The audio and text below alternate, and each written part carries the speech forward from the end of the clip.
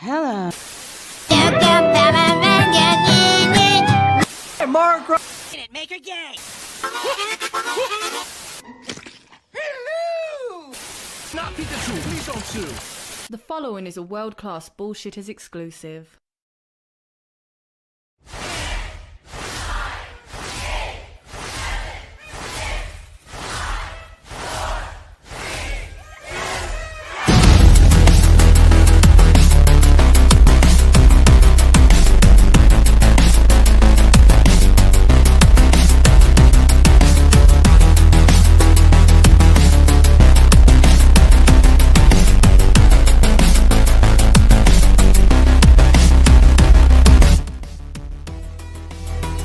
Welcome to World Class Bullshitters, the epitome of pop culture. I'm your host, Jeff Hicks, and with me tonight is the one, the only, that's Dion Green. Baby, boys and girls, children of all ladies, we're back. We're back at it again. And I don't know about you guys, but it seems like it's been a pretty boring week, everything going on. Am I right, fellas? Woo! Yeah, nothing's going on. It's been a lame-ass week. Hopefully we got some topics to talk about. But, folks, we are joined by American Ramrod himself, Coach Kendo Slice. Here on a Thursday night, live coming to you from the 702. All right. I don't know why I paused the music when you talked, but I did. And finally, we're joined by our guest, our replacement Nick for the evening. You know him, you love him. Say hello to Pete Daddy Dollar. Hang on, I got to do my little Oba Femi entrance because that's the hot thing that everybody's doing, the Oba entrance. It's great to be here, gentlemen. Thank you for having me. It's good to see your smiling faces again. Hail to the chat, and boy, oh boy, did I come on at the right night? And yeah, the pinch shitter, baby. That's right. Don't forget the fifth man coming off the bench. You got a question already. Our Pete, Mabel. Is Nick gone because he was on the list or something? We cannot confirm nor deny. Yeah, look. As somebody who is attorney adjacent, we're not going to speak on that. Now, folks, we're going to talk about a lot of stuff tonight. That list will definitely come up because tonight we're taking a trip. We're becoming investigators ourselves. What are we going to investigate? The secrets of the world? No, the secrets of the Ep-Files.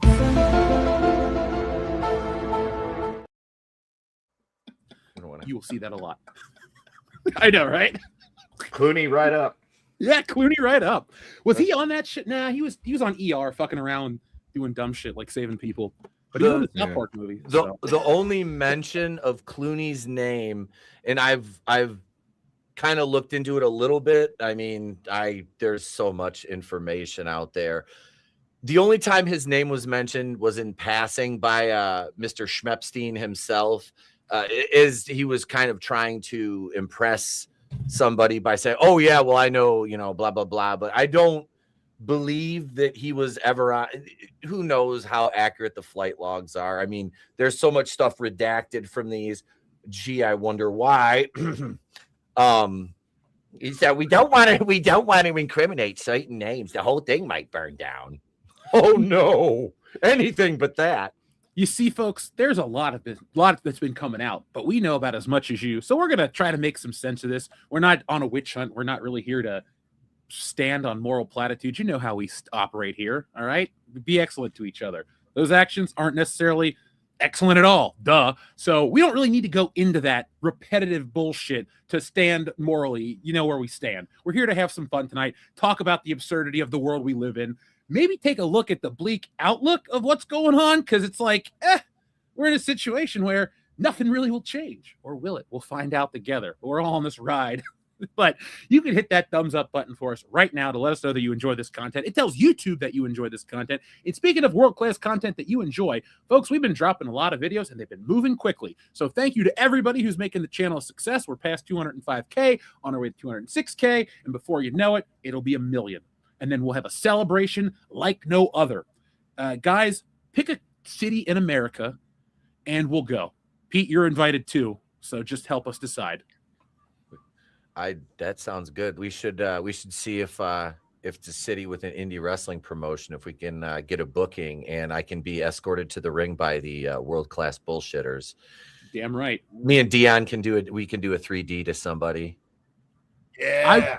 Will you call me to get the table? Because like you guys can do the 3D, but I want to be the one to get the table and push it in. Okay, is that cool? Yes. Okay, Kendo's gonna be our like Paul Bear brother-in-law. I'll be the manager. I'll be Yep. running around in a multicolored suit, swinging. Instead of a tennis racket, it'll be a golf club. Going, I was gonna say, listen here, Packer. It's me, Kendo fucking Slice. Where's that shit stain at? God damn. Bro, let me tell you, Kendo, I work for JCW, bro. The people love your voice, dude. But something else the people love besides the voices is the word of the day, brought to you by Shrebels08 for a wonderful price of $666. Theme of tonight, maybe. The word of the day is dunce. A few dunces more. Dunce Horizon, the day the dunce stood still, Shin Dunce, Cannibal Dunce, and there will be dunces. So, on Dunce's Pond is my first one. 12 angry dunces. The sisterhood of the Black traveling Dunce. dunces. Did you say Black Dunce, Dion? Black Dunce. How about Dunce Blanca? Ooh. Dunce Blanc. Attack of the 50-foot dunce. I'm gonna dunce you, sucker. Two guys, a dunce in a pizza place. Yeah. Wednesdays at 8 on ABC. Robo dunce. The Duncinator 2, Judgment Day. Dunce Busters. There you Boss go. dunce. Ooh. Silence of the Baby, Dunce. Debbie Dunce Dallas. Mhm. There you Dunce, go. Dunce Hard. I'm gonna get you, dunce. Okay, so we'll have AI write us a Debbie Does Dunce's fake porno script. I think we should we'll do that later on in the show. I'll get the prompts from you guys. We'll make this story together. We'll treat it like Mad Libs, except dirtier. But folks, you can send in your dunce titles all night long. Thank you to Shrebels08 for bringing us the word of the day. We appreciate that. And that's why Shrebels08 is #1 in the WCBS Power Rankings. Now, we don't play favorites. It's just based on performance and gauged by YouTube. So if you'd like to see where you rank in the WCBS Power Ranking system, find out. Click on the channel. You might get a title match. If you're the #1 contender, you deserve a shot. So maybe we could do something down the road. We'll have to workshop this off air where like maybe our #1 guy like earns a spot on a special stream. That mean our #1. Oh yeah. Anytime I can reference that movie, it's a win. So folks, thank you for making WCBS awesome. We're here to entertain you tonight. Let's see. We got all kinds of awesome people. Shout out to Enrique. Shout out to Doofus. Shout out to Just Joe and Drastic Soul 98 Returns. I like that name. Starface Billiards, as well as was that Jim Sterling and a Mankini, and a whole lot more. So, folks, thank you for joining us. Hit that thumbs up button. Let's start tonight's show. Now, before we jump into the sordid world of the F-Files, let's start with a fun story. Now, show of hands, and I know we're all going to raise our hands, who here has at least seen a clip of Stranger Things? Okay. So the show has come and gone, but the show left an impact. Fans loved it. Critics liked it. Last season dropped, and it disappointed a lot of people. But I guarantee you, I have a lady who's more disappointed than anybody over the show. Because there was a woman who thought she was dating Stranger Things star Decree Montgomery before she left her husband and lost $100 or $10,000, and then realizes the truth. So let me read you this story. My mouth's a little dry, excuse me. A woman was left without a husband and down $10,000 after she was duped into believing she was in a romantic relationship with Decree Montgomery. Michaela, a filmmaker from Kentucky, thought she met Decree, who was best known for playing Billy Hargrove in Stranger Things, on an online forum for creatives. The pair really hit it off, and they both opened up to each other about their respective relationships. Ultimately, Michaela was told that Decree had split from his girlfriend and later decided to divorce her husband to be with him. The fake Decree then claimed to be cash following this breakup, and Michaela eventually loaned him a total of $10,000. In light of her growing more and more suspicious about her boyfriend Decree, Michaela contacted Catfish for help, and it was discovered that the man she was talking to wasn't actually Decree Montgomery. Guys, shocker? I cannot I can't believe it. This chain of events unfolded in such a manner.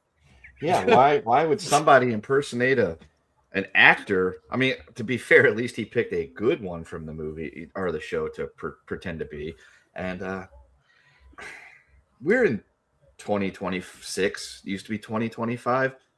It's really easy to find these things out about like who's up to what and being able to check these things. It's like I used to feel bad for people that get catfished. I don't anymore, especially when it's catfished by a famous person that says, "Hey, person I've never met, I'm suddenly interested in you. Let's be friends." And then asks for money. It's like, what I mean, if it's Joey Lawrence, I could believe that because the dude's like hella broke. But whoa, my money's gone. Whoa, Blossom, I need help. Whoa. That's what you could do. You should impersonate him. Tell him that Blossom took all his money and that she's got the Big Bang Theory money and she's screwing him over and you need help. That would actually work. People do not do this. It's called fraud. No. Don't do this. But it would work if you did somebody like Joey Lawrence and you found some lady that's like 42-ish because they would have been 10 or so when Blossom was a thing. So they would have had the crush on Joey Lawrence and just that would work. See, that'd be believable. Some ladies like, yeah, I got catfished by Joey Lawrence. I'm like, I can believe that.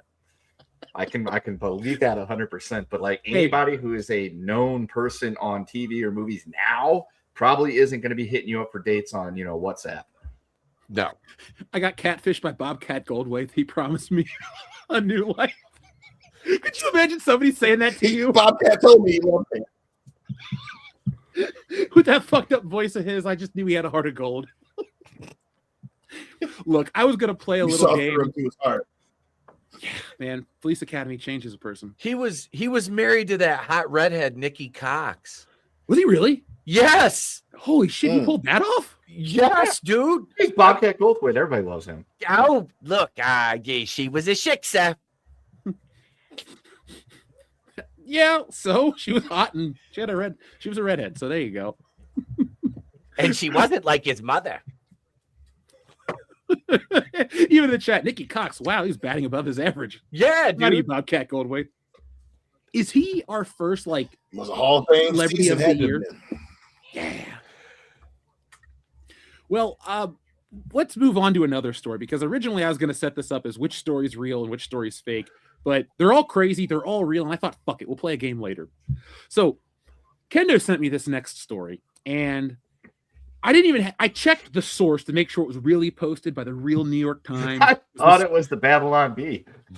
Me too. You can fake check marks on the internet. We have a check mark because we paid for it. Fake Dion, what's that fake ESPN account that's like not ESPN or something like that? They post fake ass sports news. Anyway, I thought it was that. EPSN? So maybe. So folks, this comes from the New York Times. From The Athletic. Reports have surfaced before the Winter Olympics that alleged ski jumpers are injecting their penises with hydrochloric acid to fly farther. The World Doping Agency has vowed to investigate. If it'll we need to get as many goals as we can because Lindsey Vonn just went down. Damn, if you got to poke a schmeckle with a little peckle, do it by any means necessary. Dion, there's videos of Lindsey Vonn out there right now, supposedly after blowing her ACL out in a knee brace, doing all these dynamic exercises, and everybody's calling bullshit on it. Wait, isn't she supposed to be? Beat, so she hurt herself again? Yeah, she fucking tore her knee. She's 40 now, dude.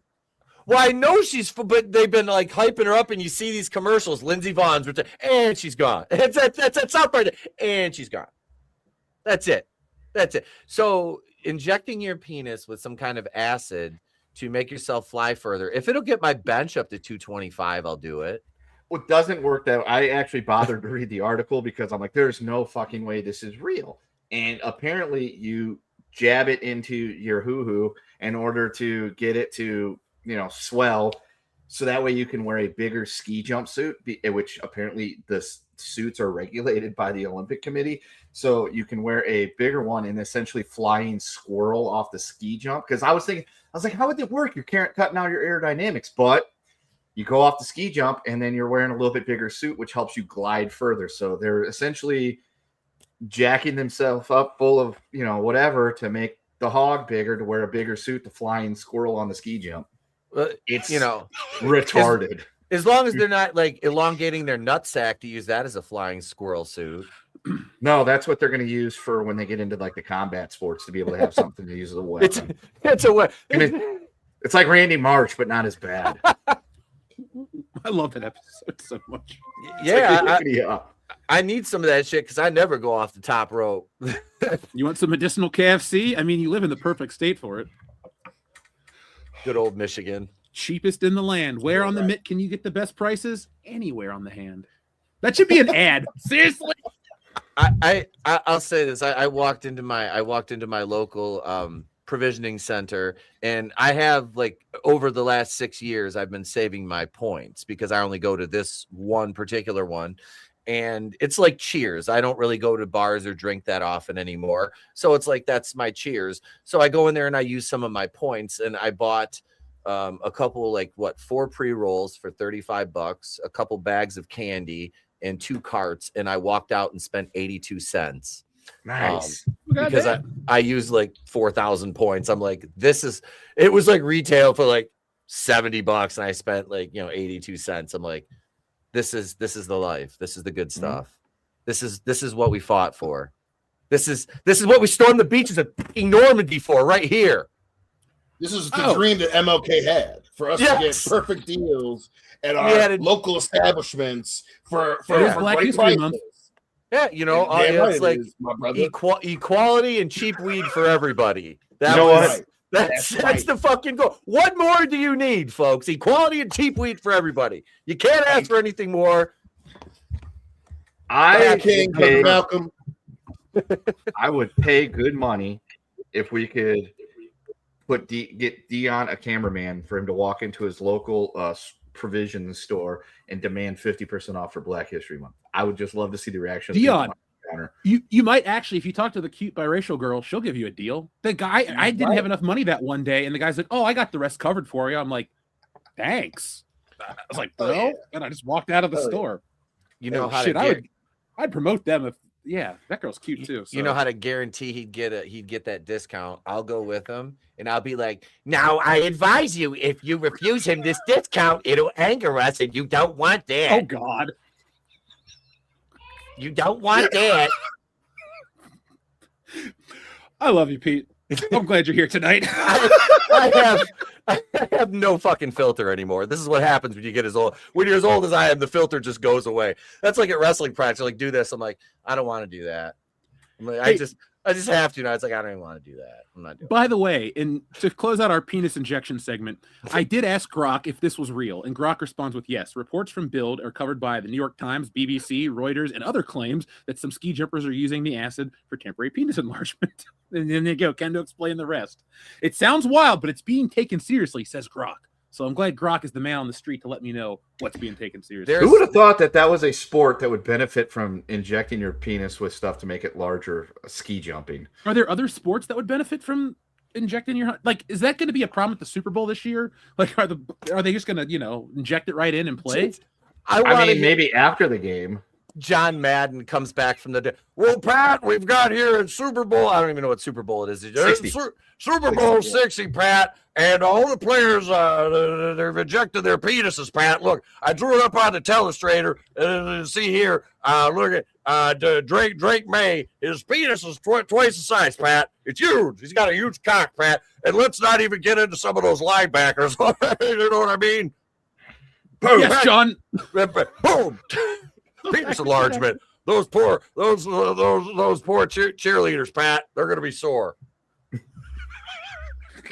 There's going to be more child support payments than after any other Super Bowl. Pat, back to you.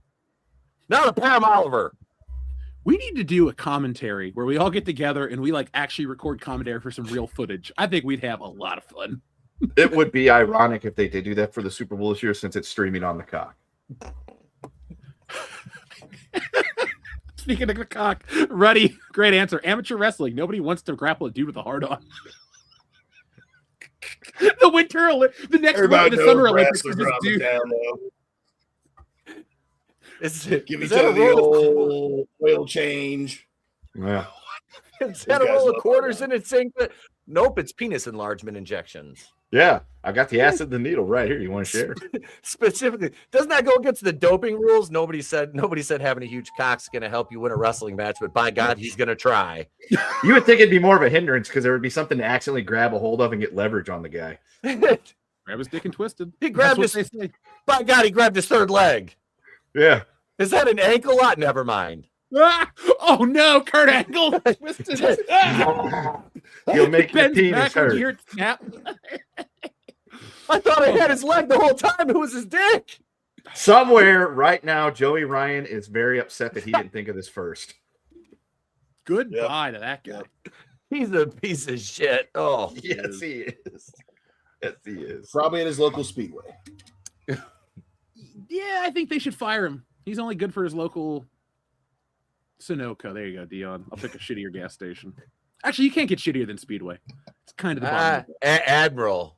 I'd say. Hey, it's a respectable franchise now. The glory hole is actually in the door. It's not just splintered wood. Is that why you stop on 94 on the way down?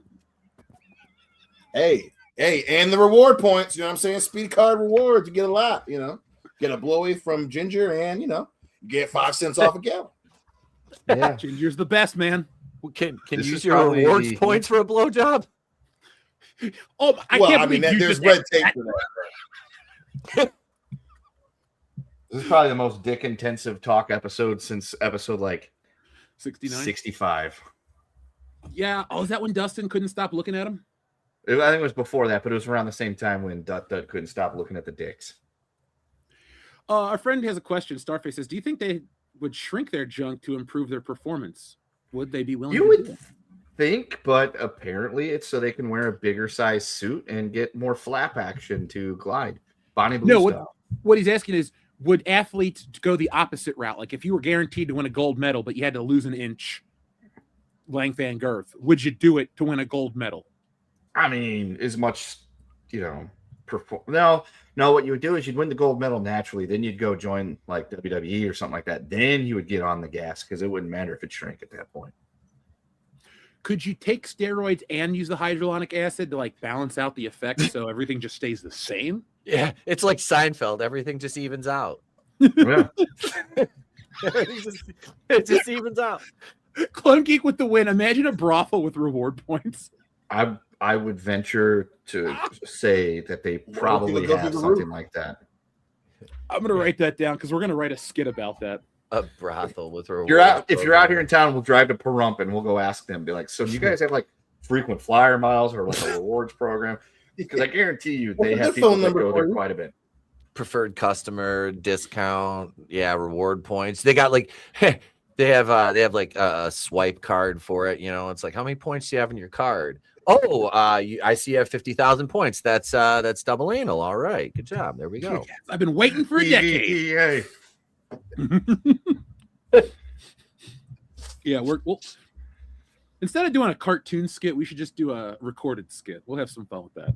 Maybe I'll use programs to turn it into animation. Pucker up. You guys are on a roll tonight. Folks, in the chat, we do have our goals. We'd like to hit those, so thank you very much for making those happen. But if you can't make that happen, at least join the poll. Right now, we have a poll on the channel. Are you watching the Winter Olympics? Yes, no. Sports. Who gives a shit about sports? And currently, no is in the lead with 55%. So I will watch the hockey, and that's it.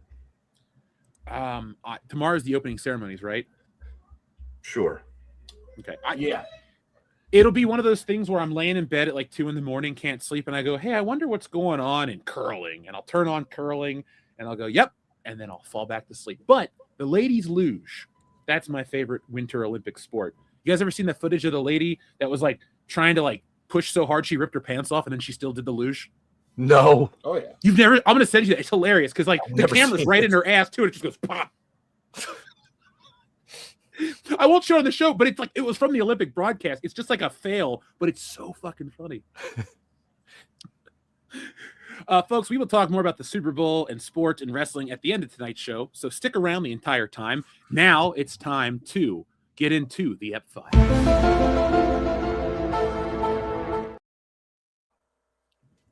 Just enough so we don't get a copy strike. I believe it was January 30th. There were over 3 million documents released by the DOJ. And you guys can do a much deeper Google search onto what's in the documents, what's being redacted, what's being taken away.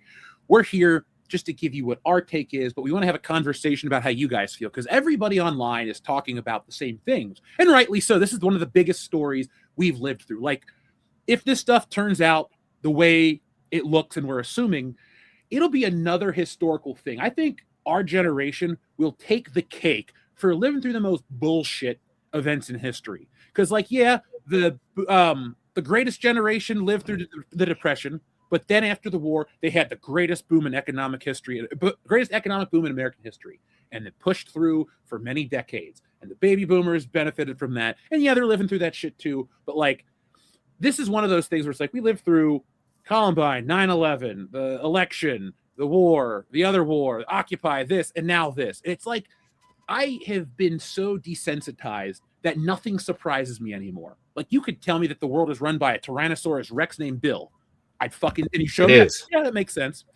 Like, this stuff, all it has done for me is make me realize the world's dark and a lot of bullshit goes on. None of it world class. So that's kind of my whole opinion on the thing. But I wanted to open up the discussion for you guys in the chat, because I'm really interested what people are saying outside of just like memes or regurgitating the same points. So, Dion, you're a level-headed guy. What were your thoughts when you started seeing the stuff that was in this files come out? Well, first, we were told they didn't exist. And then, you know, everybody now is getting to put their money where they said their mouths were a little bit ago. And a lot of that is not in the way you think. So when it first came out, it's like, oh, this is going to be very big. A lot of people on either side of whatever fight we thought we were in are going to be involved. And sure enough, there are a lot of names on both sides mentioned. And it is, if anything, this whole thing is a great litmus test to as proof of a lot of people were full of shit.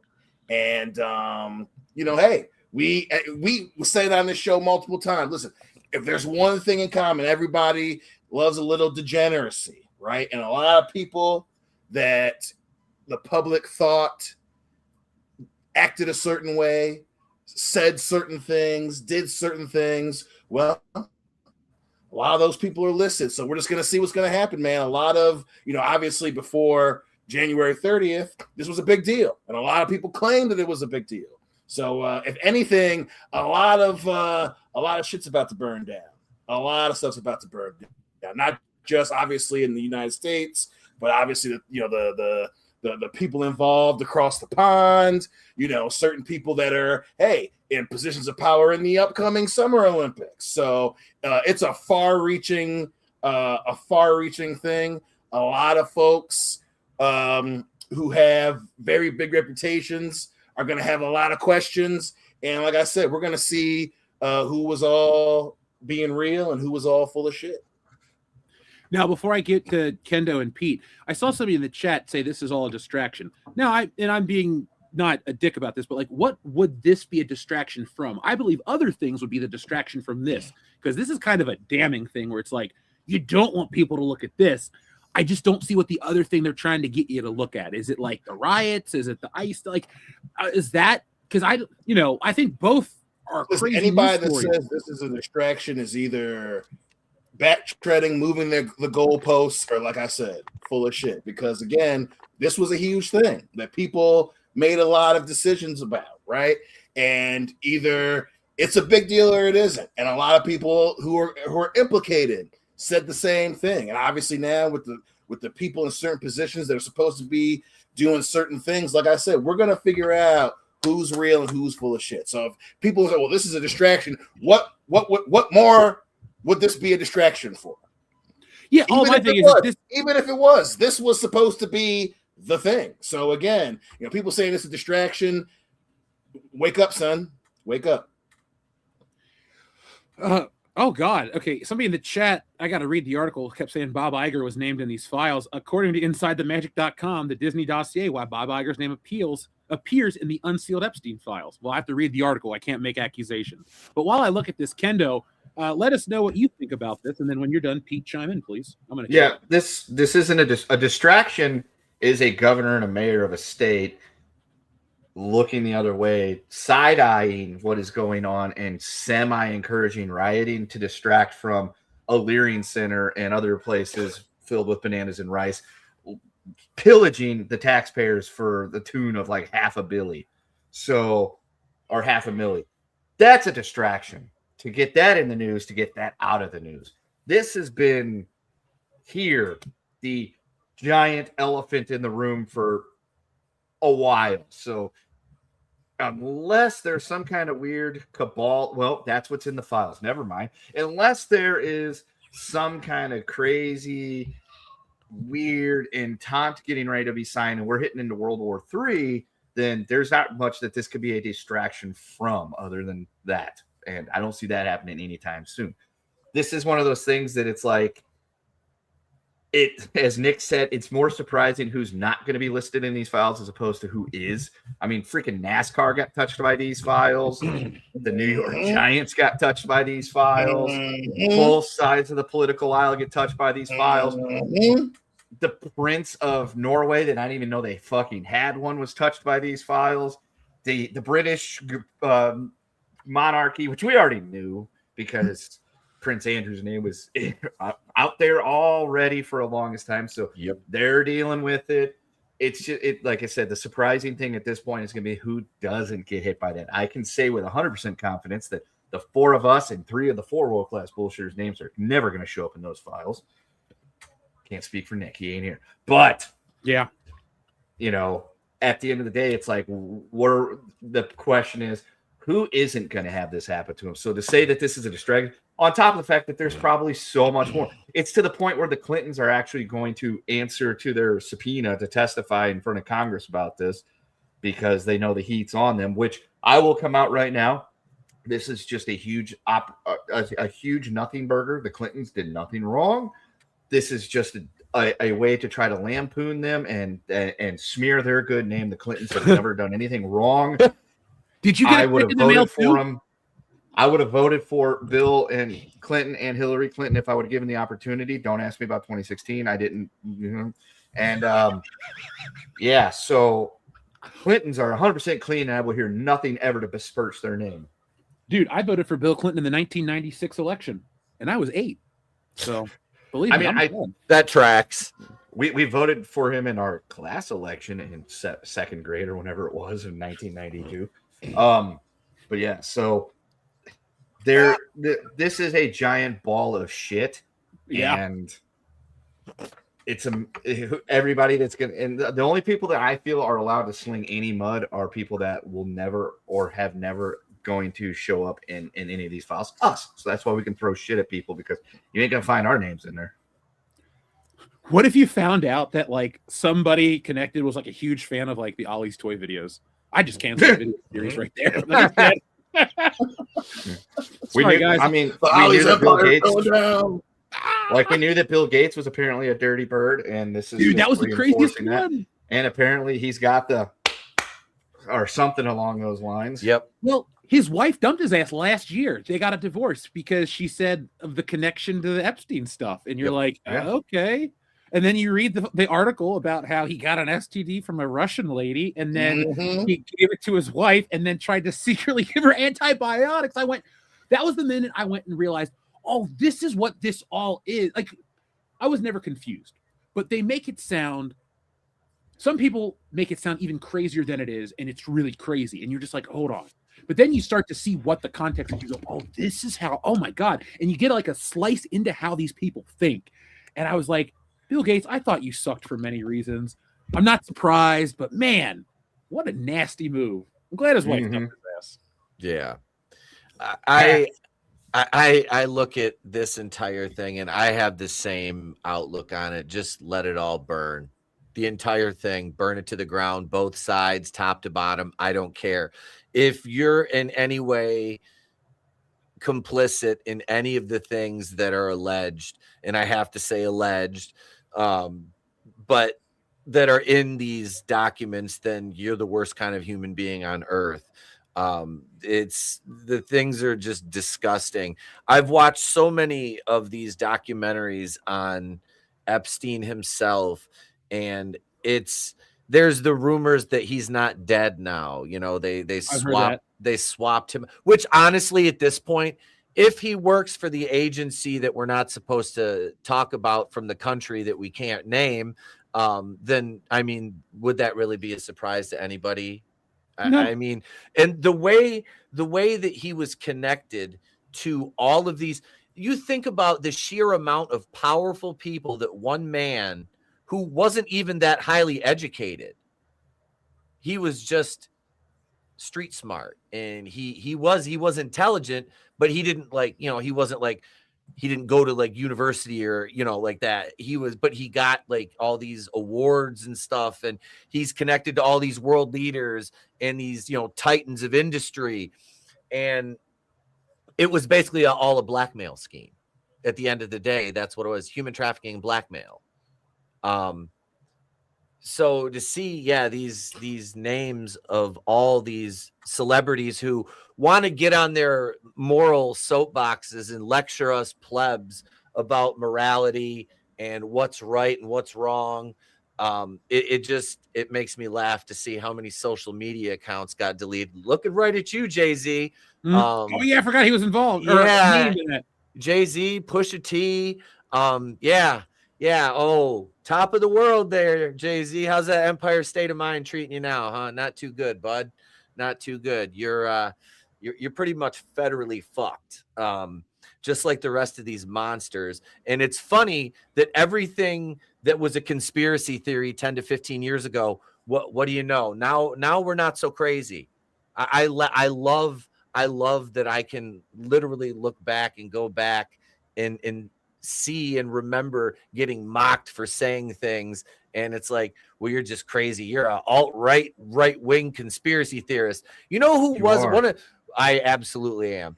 I just embrace it now. You know, one of the funniest things was one of the world leaders who was not named anywhere in this, and he's always painted as the bad guy. That evil man from Russia, Vladimir Putin.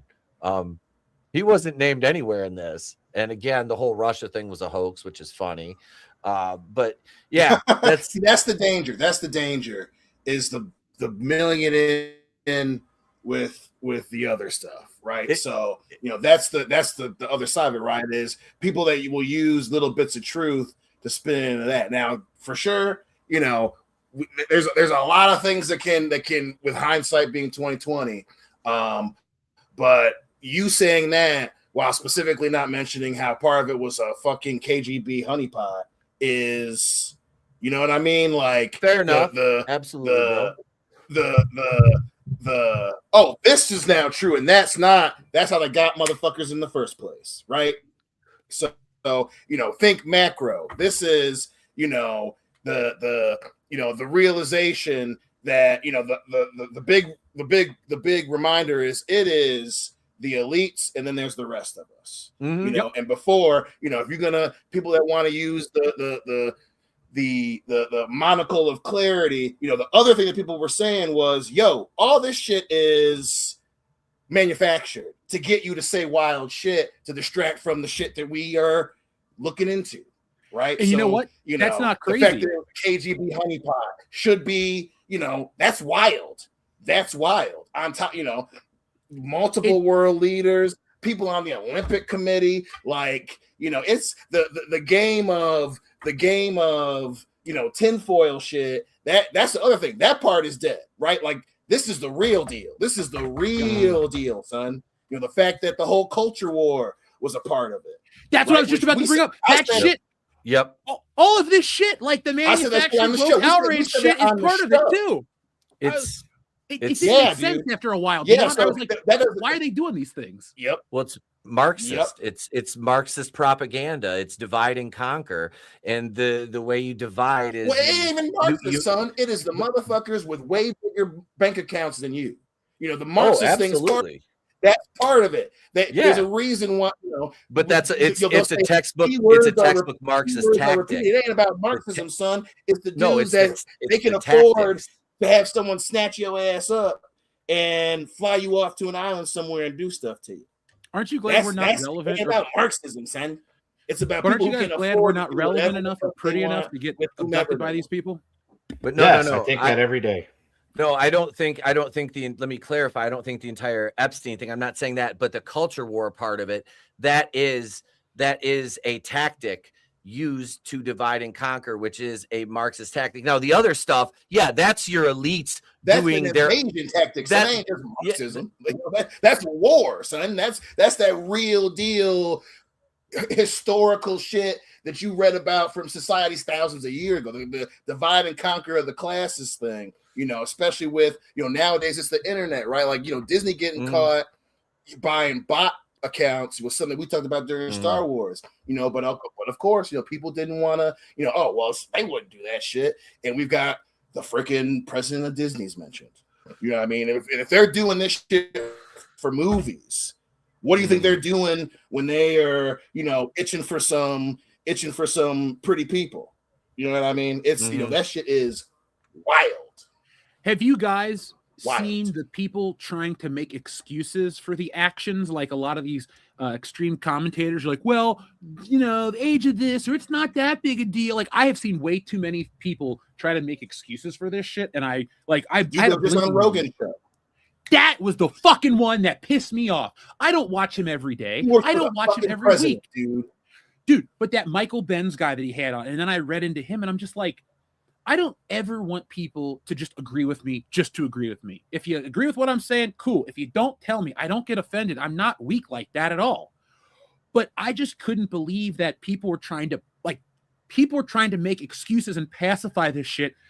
And I'm just like, are you all connected too? What's going on? Because you're finding out it's just a series of dominoes. It's not right or left. It's literally everybody that can't afford to live above a certain line. You're in this. And here's the thing too. You could be making 190 grand a year. You might be a fucking millionaire, but you're not a billionaire. You're not Elon Musk. You're not in that camp. And it makes me, I always question why people would champion rich people just because they're rich. Like in the comic book world, Tony Stark is beloved because he's rich and a philanthropist. In the real world, people are having pissing contests like high schoolers, and that's fine. But it goes to show you that the mentality of the people that have the power are fucking dumb. I don't care how you want to vote. Like these people are just fucking dangerous and stupid and can't be, I don't know, they can't control themselves. And I just don't know why, like the Rogan Experience or this one guy was wearing an Epstein sweater in one of these videos I saw that was referencing something else. And they're like, oh, it's not that big a deal. I'm like, he kept calling white people the N-word. I'm like, who the fuck is this? I was like, who is this? And why is this in my feed? It's been so bizarre, but not bizarre. It's like, basically it's They Live. And you know what happened? I went over, I saw this shit, I put these on, and I went, oh, okay. All right, that's how shit works. But we already kind of knew it. This is just a little more confirmation. And I got to say, I'm so disappointed in just how everything's shaken out. I don't take big political platitudes. I'm a person, and I'm fucking disappointed that this is how this operates. I'm pissed. Yeah. And they're all on the same side. As an individual, that bullshit was just that. As an individual that is staunchly in the middle class, but does have a good friend that is a simp for billionaires that I found out the other day. So it's essentially, we have found out that there is this group up here, and then there's all the rest of us. And to Pete's point, the culture war thing as a divide tactic is essentially to get us so wound up about there is a black chick in the Odyssey movie. We should get all worked up over that.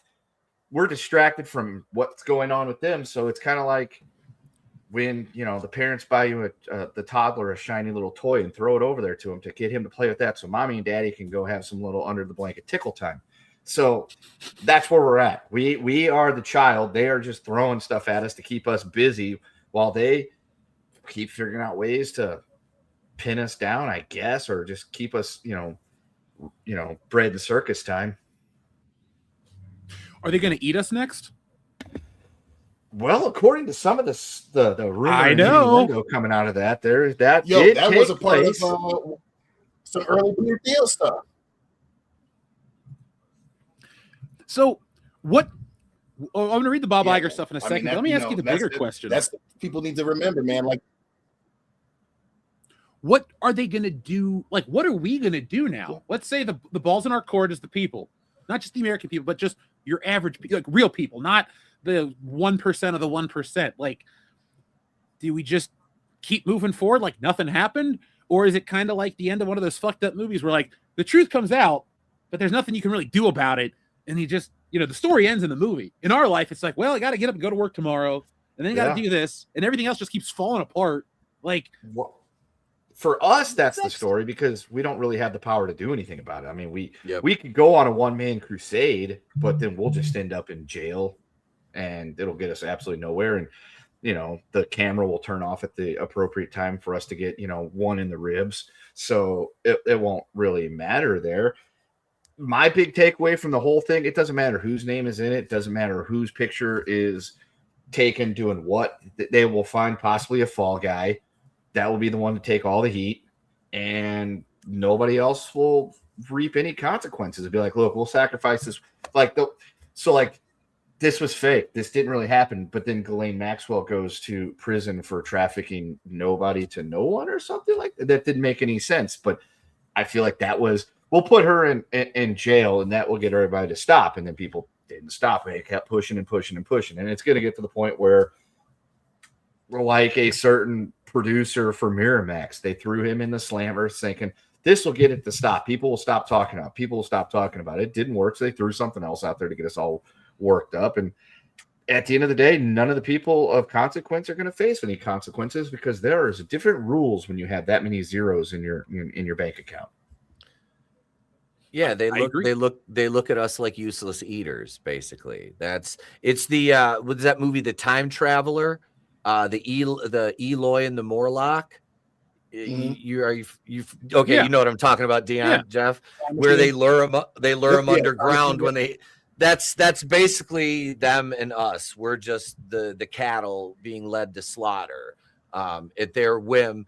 Yeah, because they don't operate under morality like we do. Like, we all adhere to the rules of a polite society, and that's what society is based on, is just social mores and folkways that tell us, hey, when you're in public and you see another human being, don't be a piece of shit. Like, that's all you have to do. That's literally all you have to do. Maybe a nod of acknowledgement, a smile in passing, and you go about your fucking day. That's all you have to do. But they look at us like we're just little pawns on their fucking chessboard, which is the entire fucking world, and we're to be moved about and played with at their whim. And when they're tired of us here, then they'll be like, okay, well, what do we have over here going on? All right, yeah, we need to go occupy. There's a my favorite is the natural disasters. I believe it was, I want to say, was it Haiti or Ethiopia? There's a reserve of, I can't remember what natural mineral it was. This was years ago, but they had the big earthquake there. And the U.S. That would be Haiti, thank you. So the U.S. went in with all this relief, and what you don't hear on the back end of all that human aid is we get a 50-year license to occupy and strip mine the resources from the land. So yeah, that shake of the hand always comes with a knife in the back of the recipient of our help. So that's the elites, though. It's like, what do we need? We need these resources. Okay, where do we get them? We can get them here. All right, so we can take advantage of this. This happened here. And that's all they do. It's basically eyes wide shut in real life. I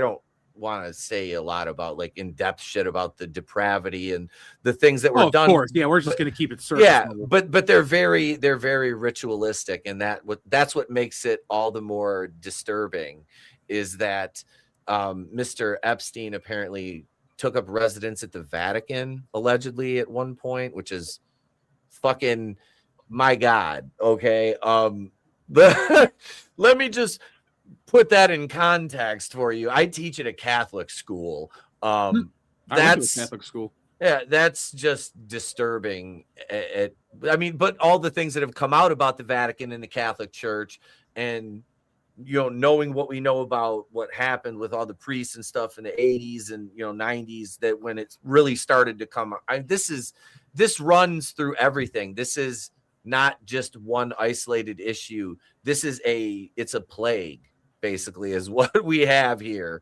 And it's spread across, it's all intrusive. That's it. It's everywhere.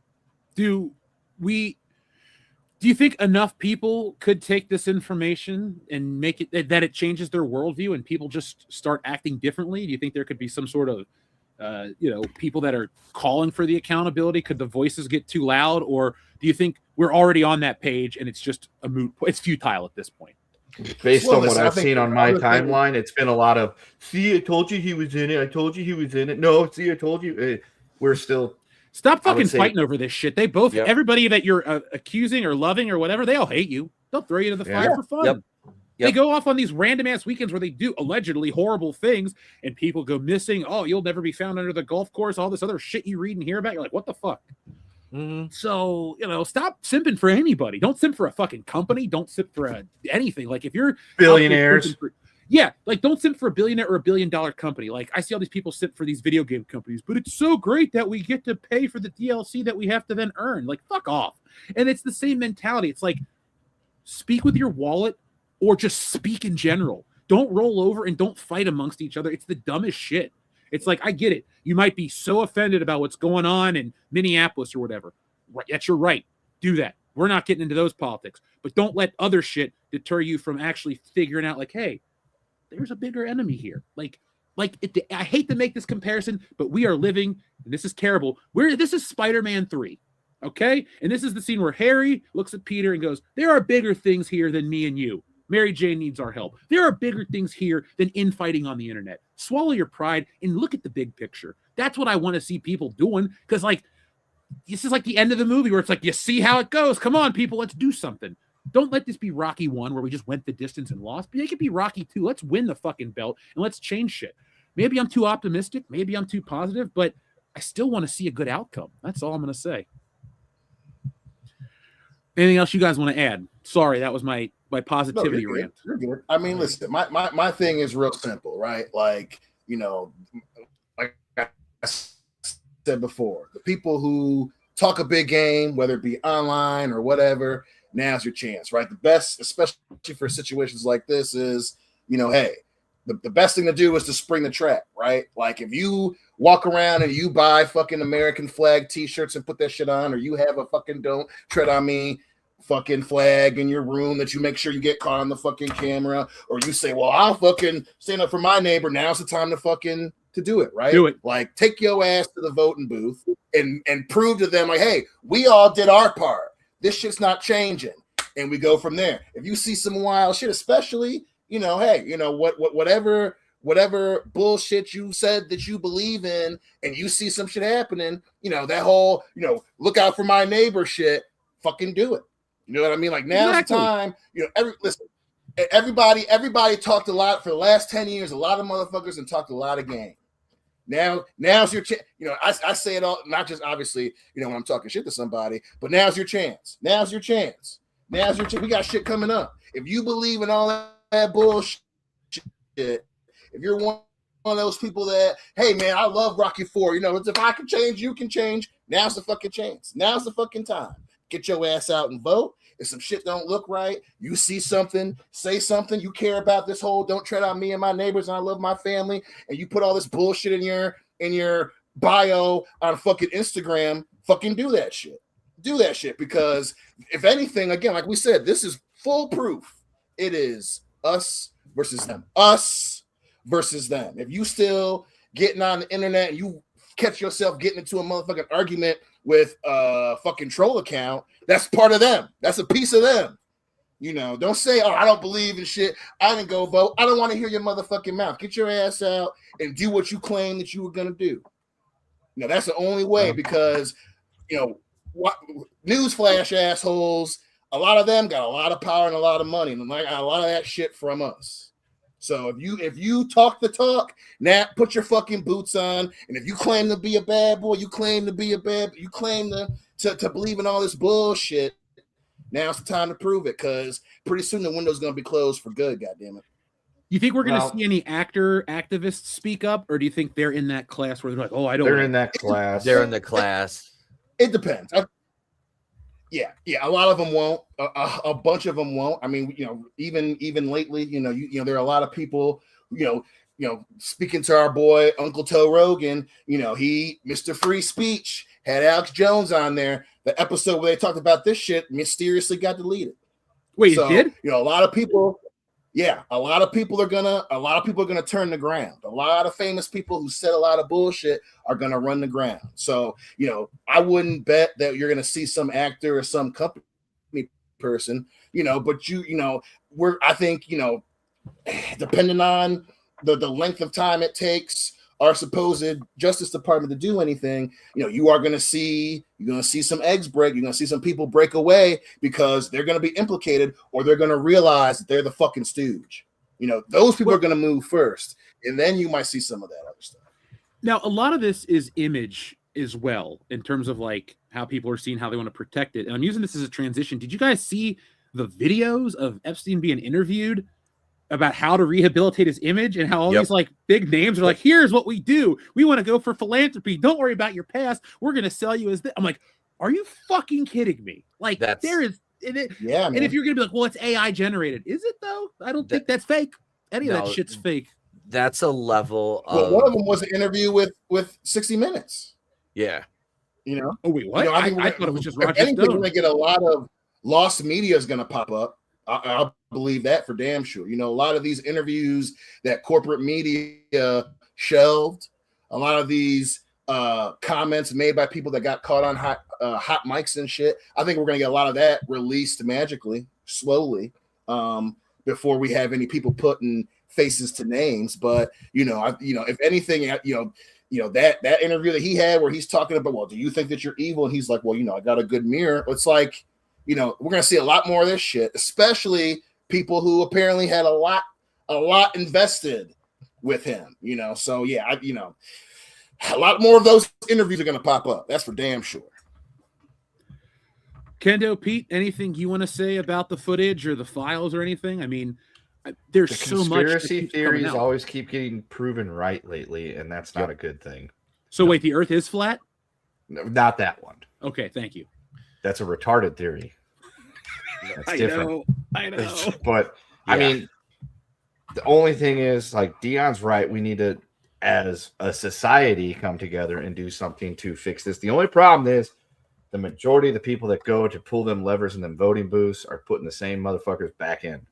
Yep. And until we can get rid of the whole cabal, the motherfuckers who didn't vote, the motherfuckers who didn't vote, who talked a lot of shit, and listen, we all know somebody who did it. The people who, the system don't work, blah, blah, blah, blah. They're going to, those are the ones that are going to have to wake up too, because the people who are going to vote a certain way are going to vote a certain way. A lot of this should happen because, we're part of a generation that votes the least, and a lot of our folks, particularly mine, my parents were from the silent generation and the baby boomer generation. They're fucking dead, right? So a lot of people who were talking in vain of that, like I said, if we're not going to know until we all come together. So people who didn't vote, who talked a lot of shit, I don't want to hear nothing outside your motherfucking mouth. Get your ass out and go vote, because we can't prove that it's all bullshit until we can all say, hey, we all did this thing. What the fuck's happening? What I mean? Dion, while I don't agree with people, I do want people to get invested, and I want people to take power back, and I want people to do stuff. But I do think that this has showed that you can't vote this away. This is but we don't know that. We don't know that. Okay, here's the thing, though. I firmly believe this shows you that we all live in this glass box, and it's a terrarium. And everybody that's in this group, we are stuck in the terrarium, looking out at them, looking at us in. And we can vote. We can build a human wall to climb over that terrarium. Maybe one dude gets out, but he's going to get squashed. Now, that's not me being defeatist. I look at it as we need to come up with another way around the system. I'm not saying I'm not calling for any kind of shit, because they'll try to put words in people's mouths, but I do think that it needs to go beyond like that. I think it needs to be something that we ain't gonna get to that until people realize that that's the only, what I mean? Like, these things happen, historically, certain shit has to happen, right? So, sadly, humans as a race, shit don't happen until things get real bad. Now, luckily, we're not necessarily there yet. The only reason I say the voting thing is because, there are, a lot of these people who are in the files all claim to believe in the system and the country and the thing. So you have to put their feet to the fire to where they're forced to go in the opposite direction of what they've been telling us. That's the only reason. I don't mean like that's going to be the thing that saves the day, but a lot of people that you agree with, that you don't agree with, they all say the same thing. Well, I believe in America and I believe in our system, blah, blah, blah, blah. You have to force them to go in opposition of that. You have to force them to prove without a shadow of doubt that they never believed in it. And then, whether it works or not, that's when it's like, okay, now we got to go over the wall because we played by the rules. Once we prove the rules ain't working, that's what, this ain't enough, clearly, right? Because we've got people defending and doing all this shit. That's the only reason I bring up the voting thing is you have to prove that they never believed in the system in the first place. And the only way to do that is to collectively, everybody, hey, put your fucking money where your mouth is. If it's just for the once or the twice, once they've proven that, hey, we never believed in that shit, then collectively we can all say, oh yeah, these motherfuckers that believe in it, oh yeah, there's way more of us. That's the only way that all the fucking regular people are going to snap out of this bullshit and actually start working together. That's the only reason I bring up the vote. Do you think that we will live to see the change? I do, because the internet's one of the reasons why this happens is because of the internet, and I don't think it's going to happen, within the next, maybe after the next 5 years, but we're going to know a lot coming up. Like, hey, midterms are coming up. We're going to know a lot by then. That's November of this year, right? So people who don't want to give up power democratically ain't going to let you have a democratic thing. You know what I mean? That's one of the best ways, at least within the in the 20th century, is when you start seeing people trying to actually cook votes. So yeah, I think we will see the change because the internet is something that they don't know what the internet is. We saw that when the Zuck went to the Senate hearing and they're asking goofy ass questions about passwords and shit. These people who are controlling things with money, they don't know how the fucking internet works. And that's a huge, there's a big reason why a lot of governments were trying to go after go after the internet through legislation in the past year, right? Because if they can't control the internet, they're just going to restrict our way to get to it. So yeah, I think we will see it because they don't know how the future works. Fair point. So here's what I'm hearing. Dion is launching a grassroots presidential campaign. He is qualified. He was born here. He's a citizen. He is over 35 years old. I don't know about all that shit. I do. And so we are, all you people in the chat, you need to launch a campaign to get Dion to be platformed so that he can become the president. And then he can go wave his magical wand and show that it can all be voted out. I know an excellent campaign manager. See? Hey, Dion, you need a vice president that will whoop some ass. I'm here because I got a lot of complaints about the world right now. My man. I will yell at people until they're afraid. They're like, oh God, okay, well listen. Because I'm pissed.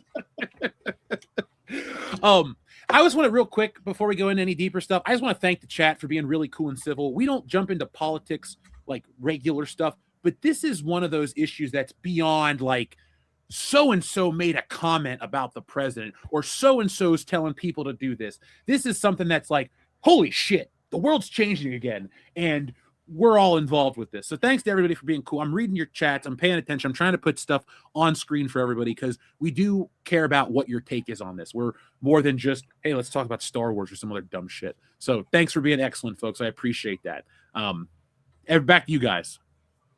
Anything else you'd like to add? Pete. Right. Well, look, we can't bring any new information to light. We're not that kind of a channel. All I can tell people is if you're looking at stuff, this is what I always do for myself. This isn't advice, but personally, I always vet my sources. Like if I'm listening to one person that clearly has a view and I didn't realize it until I'm deep in the video, I make sure I find another person with the opposite view and I try to look at the Venn diagram it crosses over because I'm not looking for anybody's political opinions on any of this shit. All I personally want is to see what's coming out, who's involved, and then I will decide based on stuff. Like I don't need a political commentator to filter anything for me. And if I can say this directly to you guys, always make your own decisions. Just make your own decisions. Don't worry about what so-and-so said or some lifestyle guy or some bullshit like that because everybody's just in it for the money. So Do what's best for you guys, but always think for yourself. Mm-hmm. End of rant. We have a great question, though. Who are you guys casting in the Epstein movie? Now, Kevin Spacey last week said he would play Epstein in the movie. Did you guys see this? I did just put up Oh my god, that's not a good look for him.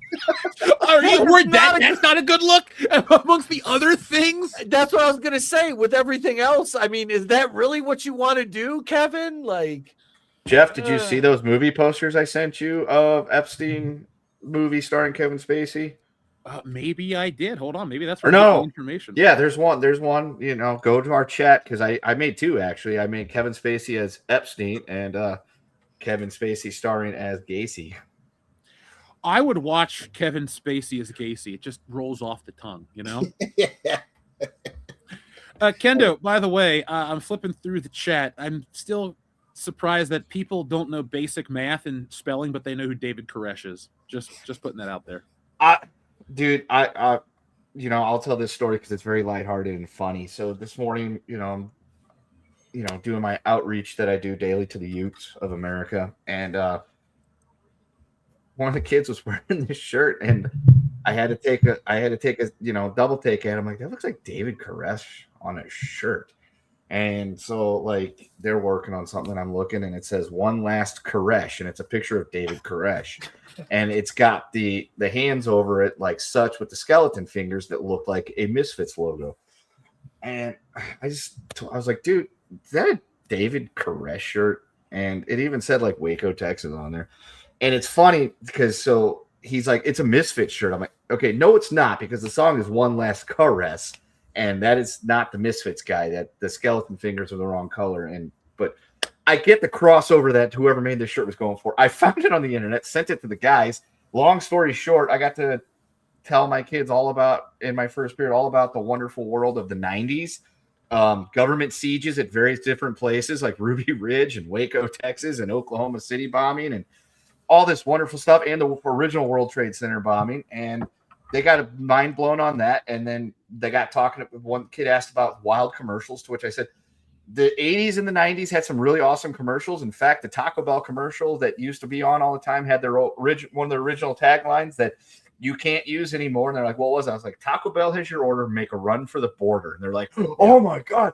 And I was like, and if you watch the commercial, the song was on there that these two guys like going through the Wild West trying to get to the border. And it was like, you got to hop and jump and run and get across it. And I'm like, there's a reason why that campaign died in about 1994. And we got Yo Quiero Taco Bell. Dude, yeah, my mom still says that if I ever mention Taco Bell, she goes, "You want to make a run for the border?" I'm like, yes, I do. Like, that's still alive in this house. It's funny because the kids were like mind blown. Like that, they're like, that's racist. I'm like, yeah, you can take it that way. Yes. However, back when Taco Bell became a thing, they were the Mexican food alternative to the fast food. And so when people wanted to get out and experience a taste of Mexico, they would go to Taco Bell, and Taco Bell is nothing close to Mexican food, which is even funnier.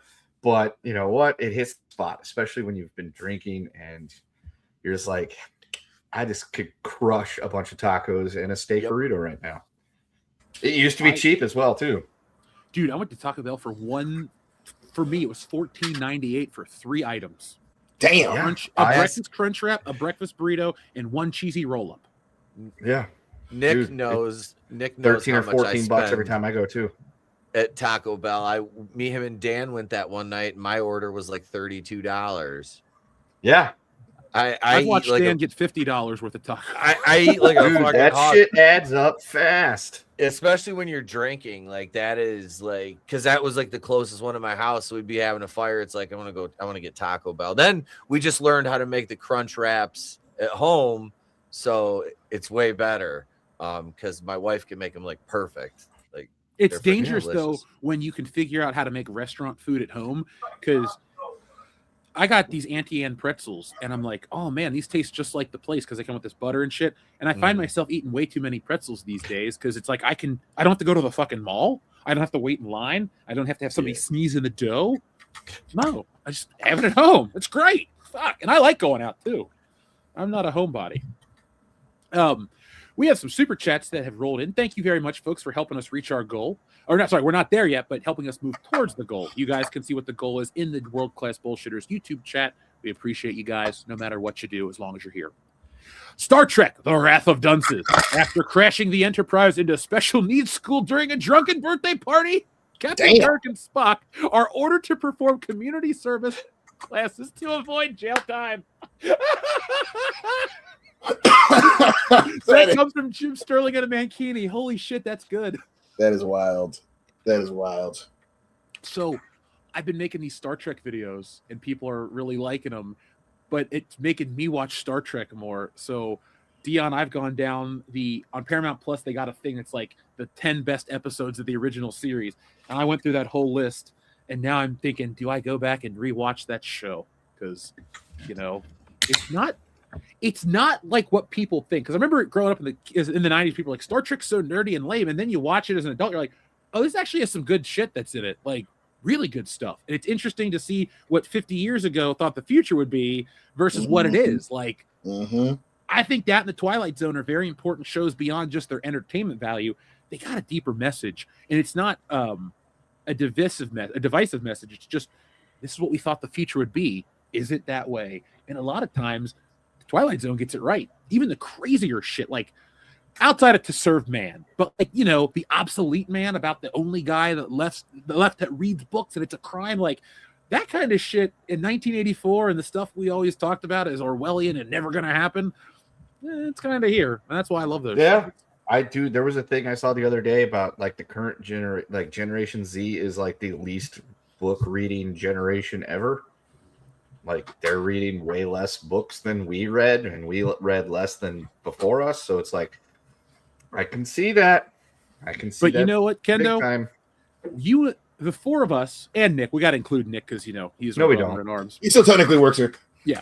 Here's what we're going to do, though. This next generation that's stupid, we're going to just make money off of them. Like everyone that says like the millennials are fucked. No. What the business plan is, and I'm giving you some free advice here. You hold it out. You wait.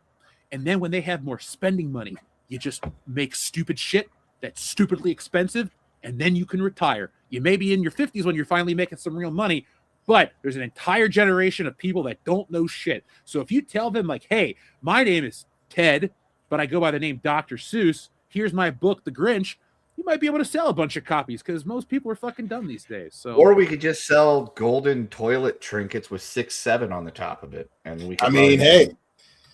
That might work. I'm already doing it. Like skibbity 6-7, kids. Yep. Yeah. I got my Resonator. Hold on. Should we make the Resonator as a comic book, like a fuckboy that looks like Bill Skarsgård? Yes. I'm writing it down. Dude, let's get on the ground floor of this shit now. Fucking, yes. You have the Resonator. You have the Ohio Man. It's like Florida Man, but it's Ohio Man. So write that down. Instead of Skibbity, we can't rip off Skibbity. Well, we could because that's just a fucking nonsense word, right? Yeah. Skibbity toilet's the copywritten thing. So right. We got Skibbity Dibbity guy. You got twin heroes 6 and 7. We could just create this complete. In our term, it'll be the retard verse. But we'll sell it to them as the Rizzaverse. Well, no, I like the Rippaverse. I don't want to sound like I'm ripping off them, but we'll come with the Skibbity verse or some dumb shit. We'll figure it out. The 67th dimension. Yes. And let's just fuck with these people. There's money to be made. They'll be webcomics only. $10 a pop. And I will keep my finger on that pulse with the Utes, and I will get you every silly shit they come up with. And be like, here you go, put it in there you go, another comic. And we'll be able to ship them out a whole new door. I love that reference. I hear 6-7 so much when I teach, because I teach, elementary school. It's like, oh my god, stop.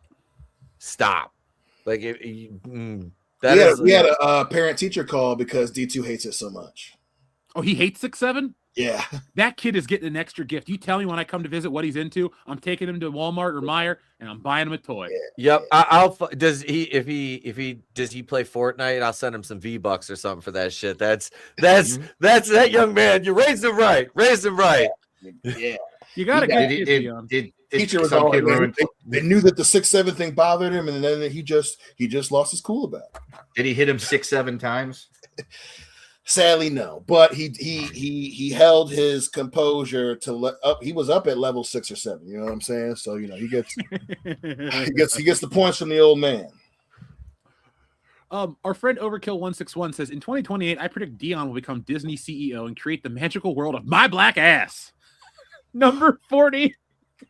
Listen, I'm only working with my bullshitters, my 4 homies. You know what I mean? MP. I'm not, that's a company asset. Thanks, If Disney Kendall. wants a piece of that, they gotta pay us what they owe us. Now, Dion, I love you even more now than ever, so I appreciate you, brother. Maybe there's an episode of the Terminegro where he goes into an alternate reality and runs into the Resonator and Ohio Man and Skibbity Bibbity and Heroes. 7th dimension. Kendo, never mind. I'm not gonna fucking I'm just gonna write this one down. I got an idea That's the crossover. Heroes. Instead of Duck Dodgers in the 25th and a half century, it's Terminegro in the 67th and a half century. He can vote here. Sorry, I had an idea for our villains, the 6 and 7 kids. I just had to draw the visual because I don't want to forget this. The thing is, I got some time this weekend between. They beat the good guys by just driving them insane with fucking 6-7, and then they pick them up and they juggle them.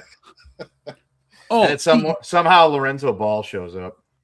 You guys are way nicer. I was just gonna have it end with the Terminegro shooting all these people in the head. Well, I mean, that's how that side issue will end. But since there's 67 dimensions, they can move into a different one for the original theatrical run.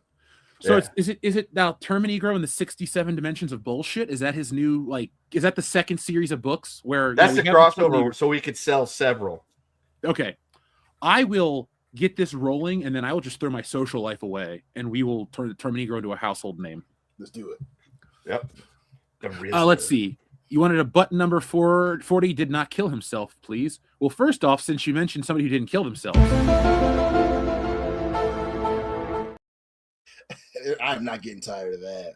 Austin, dude, in our private chat, you can download the video directly. Dude, yes. Feel free to do whatever you want with it. Yes.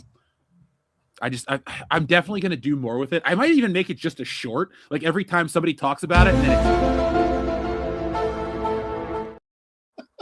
so, by the way, folks listening at home, before we push that button, all 4 of us are completely sound, body and mind, and have no interest at all in self-harm. We all live 4 magically charmed lives. Nick is the 5th one. We're all friends. We all get along. We like each other. We have happy, wonderful existences and do not want it to end anytime soon. Nope. Yeah. Life is good, man. His wife is one of our favorite couples. You know what I'm saying? Yeah. Like we've all spent time together. It would be very weird, if there was a cover up, or one of us just happened to walk in front of a bus. That would not happen. On purpose. Avenge me, Hemp Knight. That was for an audience one too. All right. Here's the button you requested. You wanted a number 40. Well, I got to go back into the archives for a number 40 because we like to do things old school here on the channel. So here's a number 40 right here. Dylan, you son of a bitch. Oh my gosh. Oh, we have just seen. Thank you for reminding me. Dion and I need to do some parlay chat before Sunday. We're going to do a sane one, and then we're going to be shooting for the fucking retirement moon. Me and my tag partner recreated that handshake, and we got asked to do an interview, like in gimmick. So we had to make up a story on the fly about how we met, and it was like we got up across the bar, we shook hands. It was like bah! The world shook, and we did the handshake in the freaking interview. It was just funny. I'm stupid. It was funny. Dude, it's like to me that was funny. I'm like, it was on the fly too. He got up and I was like, all right. So I was like, oh, I know what you're doing. So we did the thing. It was like nice suit because I had a tight t-shirt on. Arms was looking right. Hell yeah. Yeah, dude, just remember your audience. Everybody out there loves Predator. So you are preaching to the choir. Yeah, that was fun. We're gonna do some 80s style action promos because we do the Midnight Vice shit. So we're gonna get some of the white suits like Crockett and Tubbs style and do some photo shoots like that and shit. If you need any help for accuracy, I have watched Miami Vice more than anyone living. So like I got all kinds of weird shit. Like, dude, copy this photo, copy this pose. You'll look just like the show. I gotta show you our t-shirt design that we got.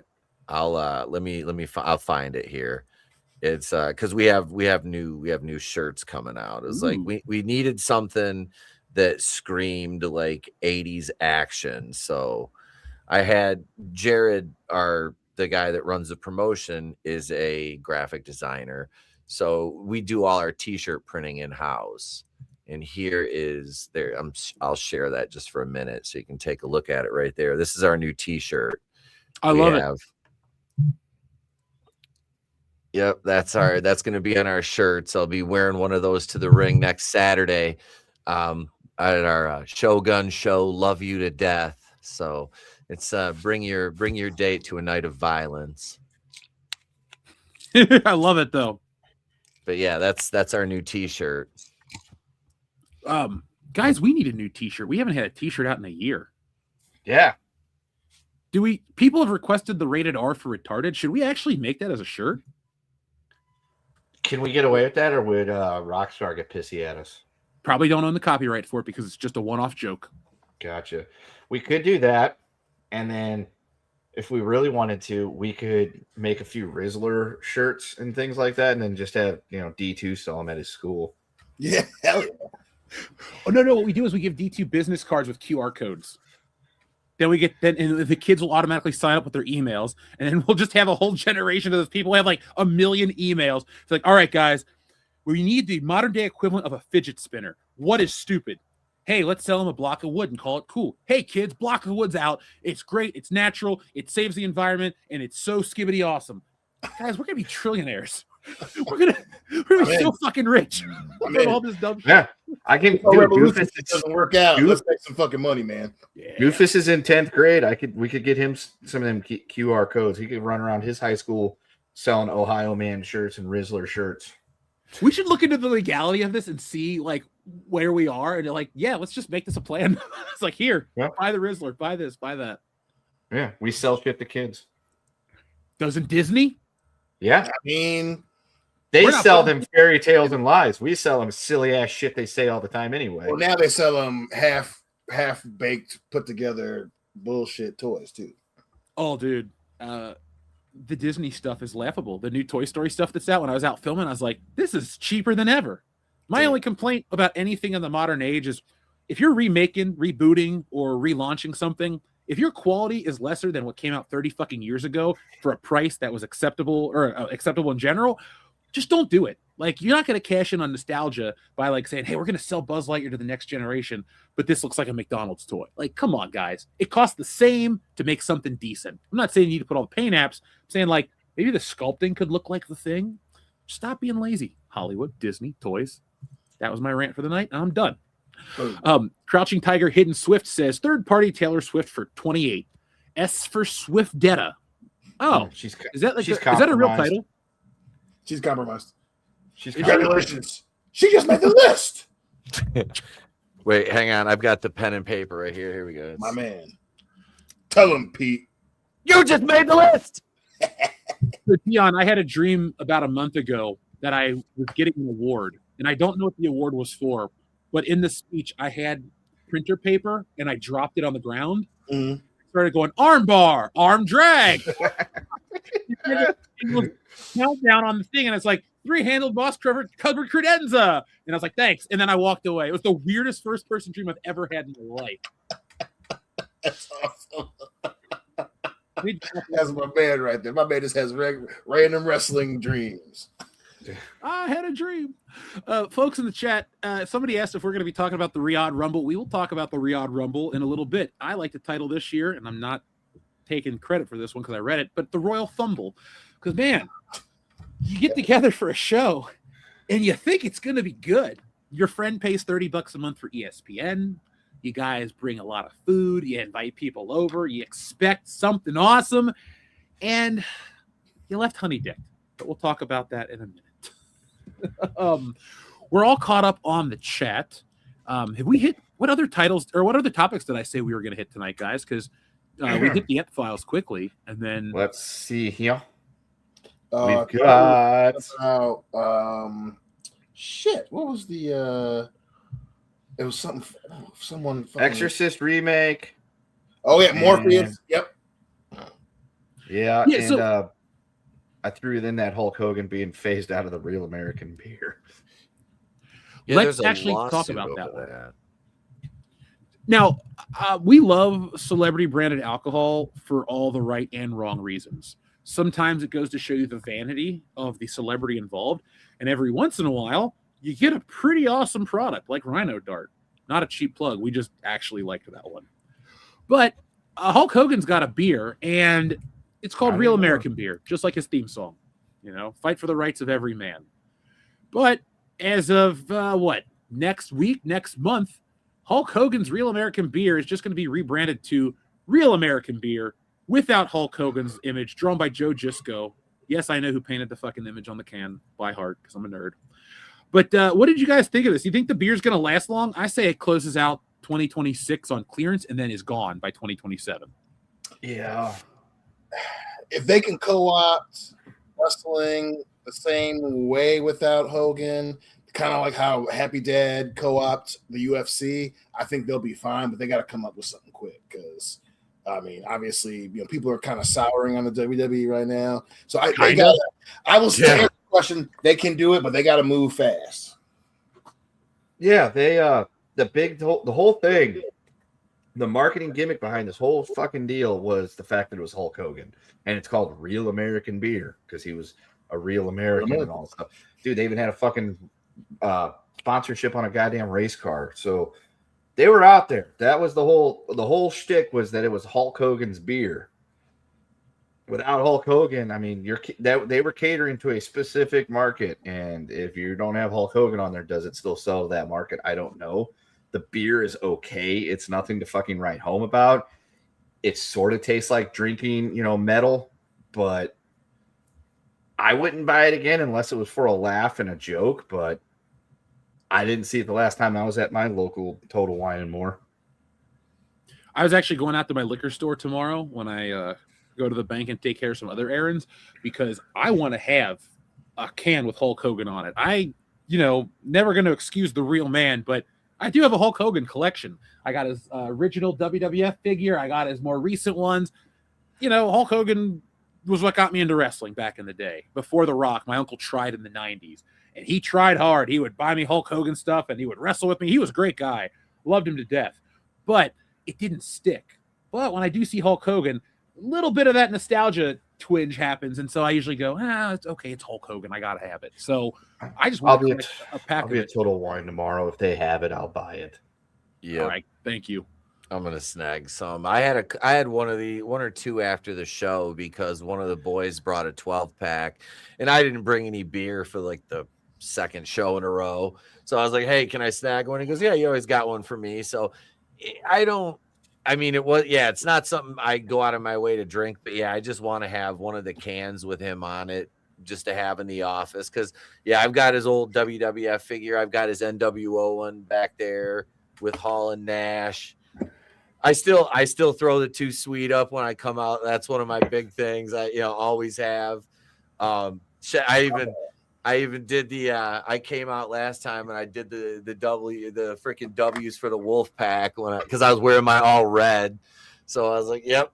I was like, I remix some of my clips with the Wolf Pack shit and the NWO. I throw the black and white filters on it, especially because I did the Razor's Edge as a finisher recently. Dude, I watch your promos. I watch your video packages. You folks, Pete's our buddy. Pete has a great YouTube channel, Wrestling with Where, you can check it out. But if you're into like wrestling beyond just WWE, check Pete's stuff out. Like, he's not just our friend that we're trying to help out. Like, he was a legit wrestler before we ever met him, and now he's getting back into it, and he's entertaining as hell. So, like, do yourselves a favor.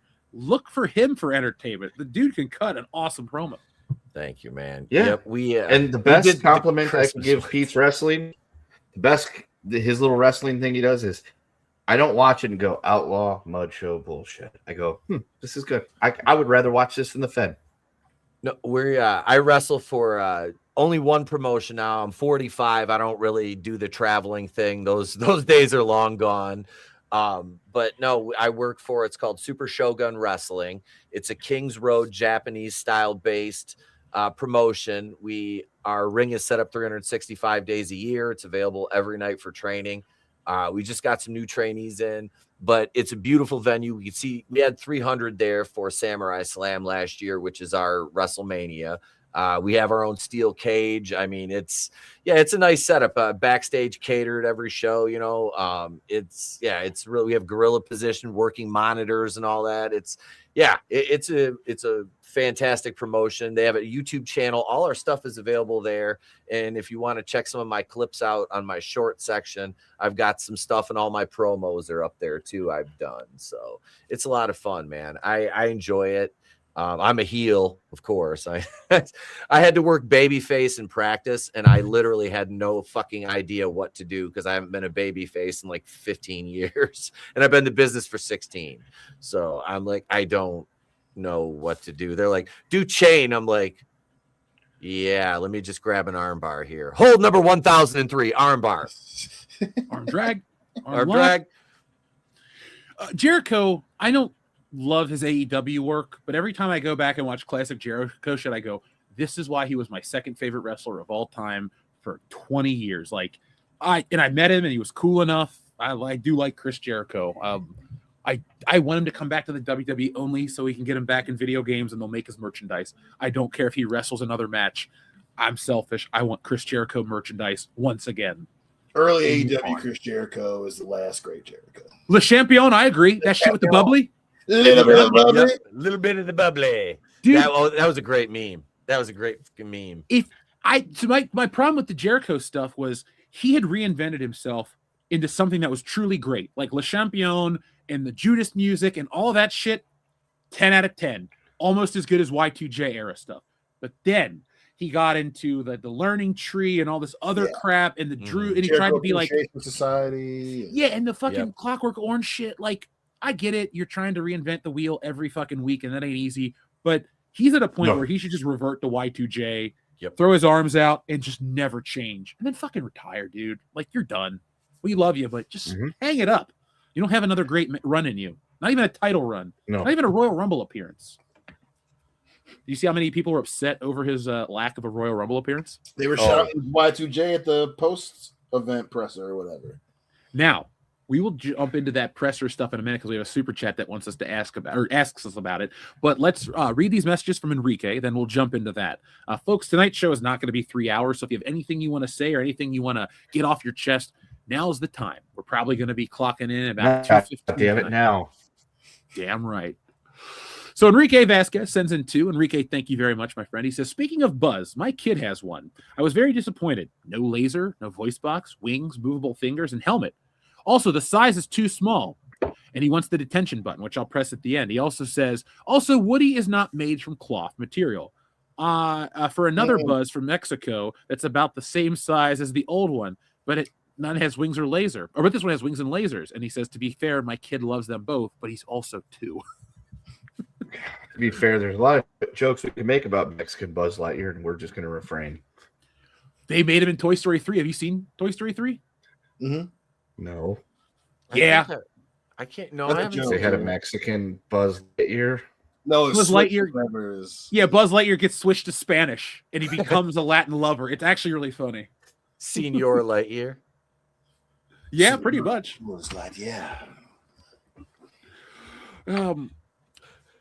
Let's see. Enrique also requested the detention button. Enrique, by the way, with my point, man, like the original Thinkways Buzz Lightyear had sounds, lights, wings, and I remember too, and I know the price of toys have changed, but like my mom went off, she had a work thing and my grandma was watching me, and my mom left me money for food and toys, and the toy was like a small toy, like an action figure. My grandma goes, you want to take your food money and get Buzz Lightyear instead? But Buzz Lightyear was $25. I remember that in 95, and yeah, $25 today is much different, but they charge $75 for a Buzz Lightyear that does the shit that did it when we were a kid. So it's getting stupid. Like, it's beyond greedy. It just makes me not want to collect this shit. I'm glad I have my old stuff. All right, so here's the button that Enrique requested. I'm going to give you both of them today because they're pretty fucking funny. So, folks, here's the first one. You had enough yet? No. That's another one. So? You just say the word, I'll keep going. Go. Eeny, meeny, miny. Mo. Your mother was a... Ho. He was a famous clown. Bobo. Mitch, cut it out. Yeah, Mitch. You know what you tell Cry Mitch? me a river, dick face. Fucking Dion. God, that part gets me every time. God dang it. Hey, you know what we should do next time we're having a little apartment party at your place? We should show the kids the John Hughes movies and the movies and that movie. Oh, dude, he loved Breakfast Club. Hell yeah. Devin would fucking love all that stuff. I mean, he would definitely love the spoofs because he's kind of a sitcom kid, so he would get the joke. Yeah, that's a great movie. I just need to watch it maybe tomorrow. Fuck watching Star Trek. Enrique, thank you very much. Our friend Xavier to God says thoughts on the Royal Rumble pay-per-view. Let me pull up an image real quick, and then we'll start talking about it because the Royal Rumble traditionally is my favorite show of the year. Dion and I have been to WrestleMania over 10 times.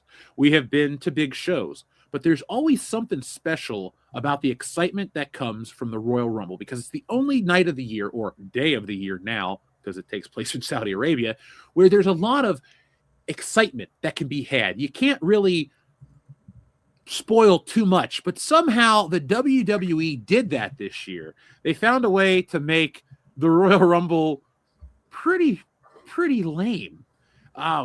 So I'm just using that as a way to talk about the picture or talk if I get the picture pulled up. Pete, I'm not pro AI for a lot of stuff, but I fed this picture into AI or this prompt, and I got us as wrestlers, and I fucking love it. So there we are.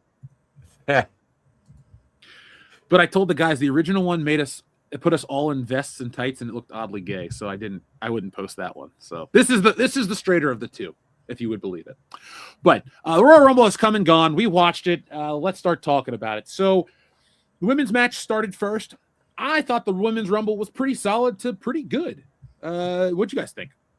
I mean, it was the best part of the show for sure. Agreed. Which isn't saying a lot when it's not the best Rumble I've ever seen. It's not the worst. It's pretty mid, but the whole show is below mid. I think Sol Ruca is a fucking star. Yep. My God, that handstand walk, and then she basically did a sit up just with her toes on the ropes. Her move set, the soul snatcher, is goddamn poetry in motion. Her and Jason are going to be fucking huge, dude. Mark, I'm telling you, they're both going to be awesome, and they work well together, dude. Sol Ruca the Greens we are Sol Ruca fans for real.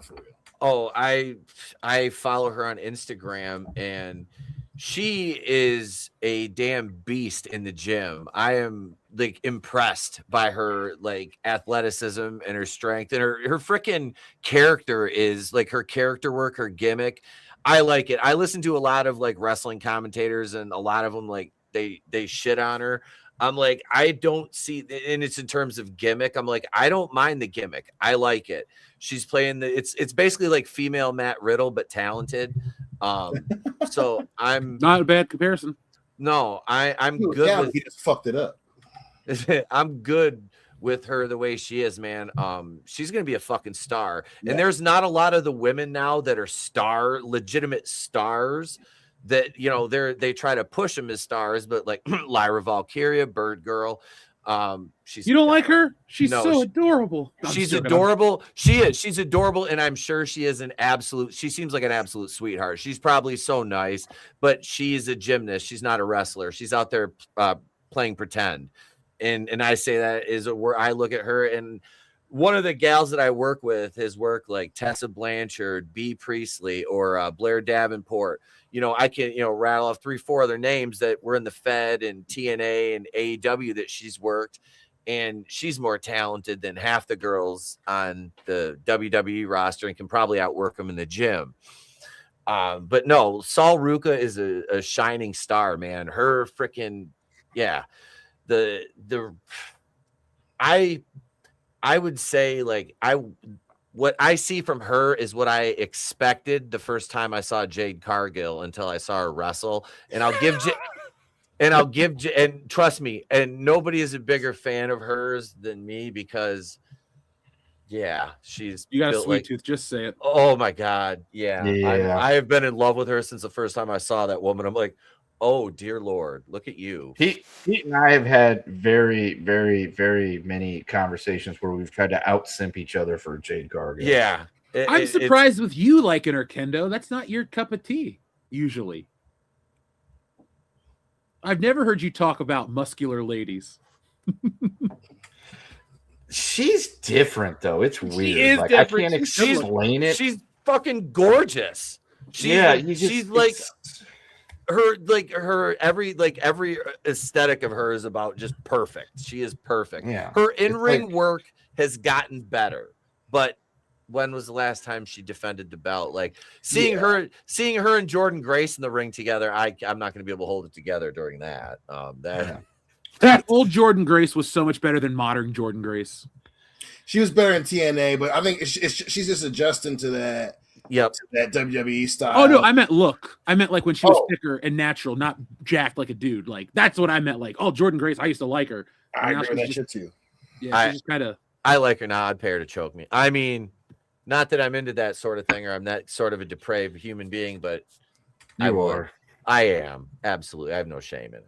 Don't lie to the people, Pete. No, we know you. Not at all. Not at all. It's like when the one chick gave me a freaking devil's kiss in practice. I'm like, oh no, please don't. Oh, Stephanie Vaquer, holy shit! No. I'll sim for her. There's Jade Cargill, folks. If you're like, who's this woman that these guys are going on about? We all want her to play Storm in the X-Men. She's fucking perfect for it. It's like, why has Marvel not cast her? Jesus, she's right up the fucking comic book page.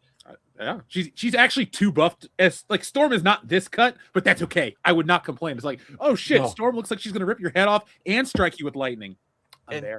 And Jade is like 6'1". I mean, she's tall. She was a freaking D1 basketball player. I mean, she's a goddamn athlete. She's like, that's the thing. Like I said, with her and Bianca together, it's like they're both D1 athletes. Bianca's like probably one of the most talented female wrestlers in the company in the last fucking how long she been there, you know? 8 years. Yeah. She just, her injuries are kind of derailing her.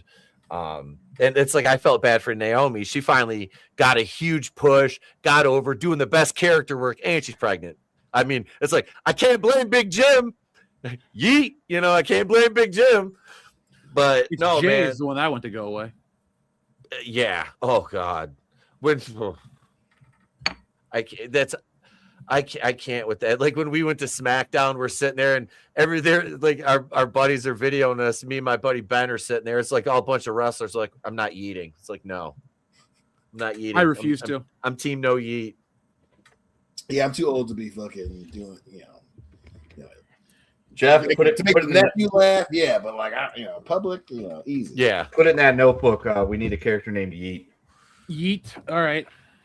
I'm just putting this down here. I'm not joking. I'm going to use a simplified art style, and I can knock these out a couple days.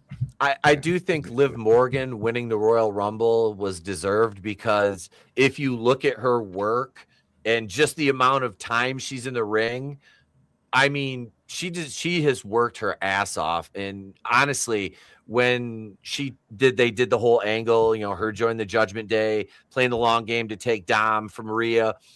She was doing the best heel work probably she's ever done. And Liv is a very small woman, but she sells arguably better than I would say. I don't other than Rhea. Rhea sells pretty good. She botches more than Liv.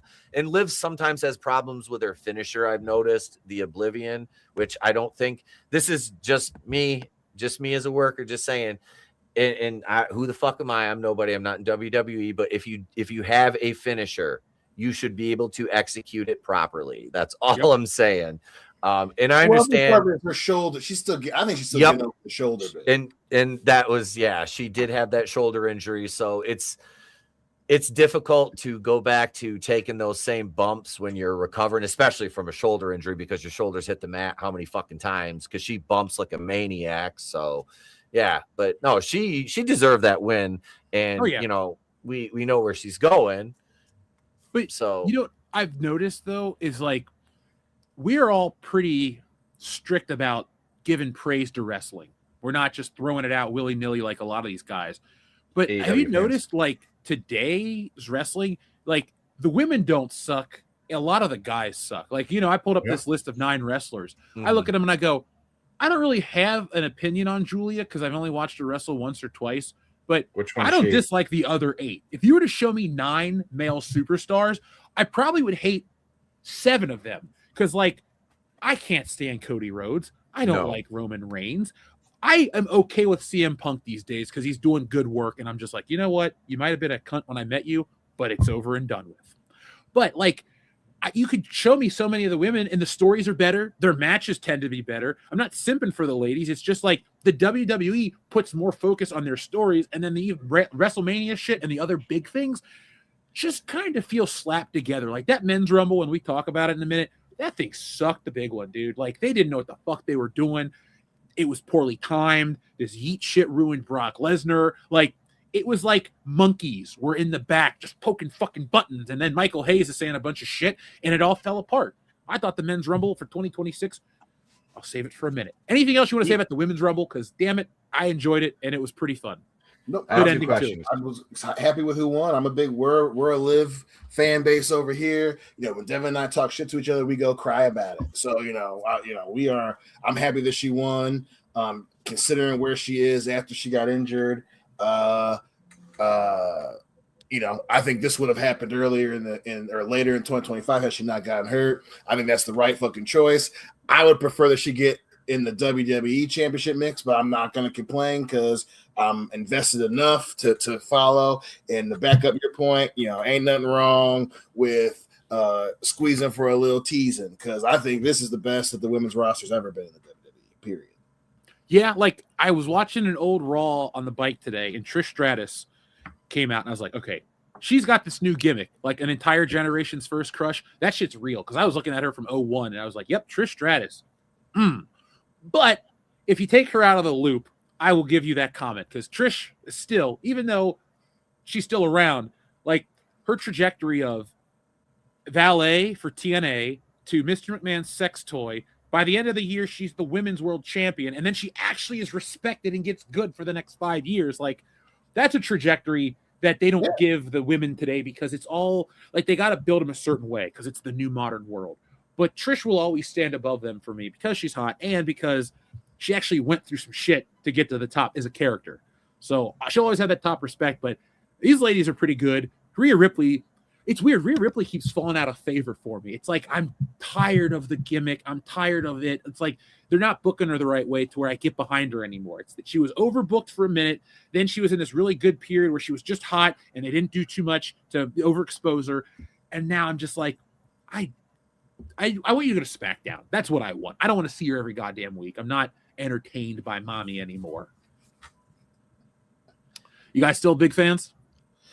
I wouldn't say big fan. I like Rhea a lot. I'm over the Rio thing. My thing was they should have had a match at the Rumble instead. Do Saturday Night Event and do the Rumble. She's grown on me for sure. Again too. My thing is because she had been getting injured, so she looks smaller now. But I think that in terms of our homies online, Rhea gets overrated a lot. She's up there. I think she's one of the best in the business right now, but she's not like the best. She's not number 2. She's not number 3. Because to you and Pete's point, Rhea be fucking up a lot. She be hurting herself a lot. But she's a good. Her and Io have great chemistry. I love it. But yeah, I think she needs to be. She either needs to. Her and Io need to turn heel, or they need to start doing cool shit. Because the thing that got me on Roman Reigns, he started saying and doing cool shit, and the whole get rid of the mommy thing. the fucking her and EO thing, like they're acting like they're together and shit. I'm just like, cool stuff. You're it's too weird. This is not cool. She's not doing anything fucking cool anymore. And she needs to get back to being cool, not being her and EO are touching each other all the fucking times and hugging and stuff. I'm like, I don't want to watch Clueless. Rhea should not be a member in fucking Clueless. This ain't fucking Clueless. That's true. It's not. I would watch that porno though. Yeah. I see, and I'm not an EO Sky fan, just as in terms of like her style. I'm not. I never really have been. I mean, I respect her work because she is fucking talented, but I'm not a fan. In the tag team thing, yeah, to your point, Dion, it is. I watch it and I'm like, what am I watching? Like, are they lesbians? Well, we know Rhea's with Buddy Matthews, so no. And the way EO jumped on Triple H, she likes that. Never mind. But she likes the sledgehammer. We get it. You know, I'm the game. But no, Rhea, she wants to play him. She's a goth muscle. She's a goth muscle mommy. I'm gonna go crack open a can of Monster. Legend has it one will appear if I. Never mind.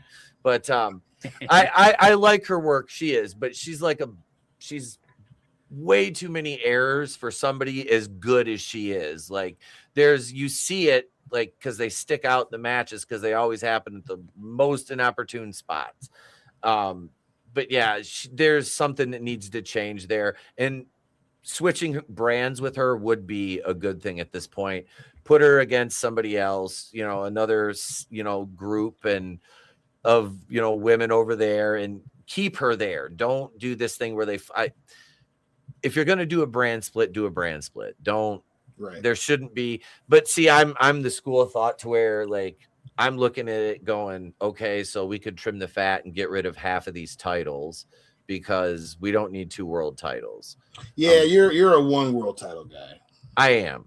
I'm a world title, intercontinental title, tag titles, and a cruiserweight. I want a cruiserweight division because you have way too many guys that are in that cruiserweight size that do the flippy dippy shit that aren't ever going to get the proper push because they're put into spots that they're never going to be used properly or be able to flourish.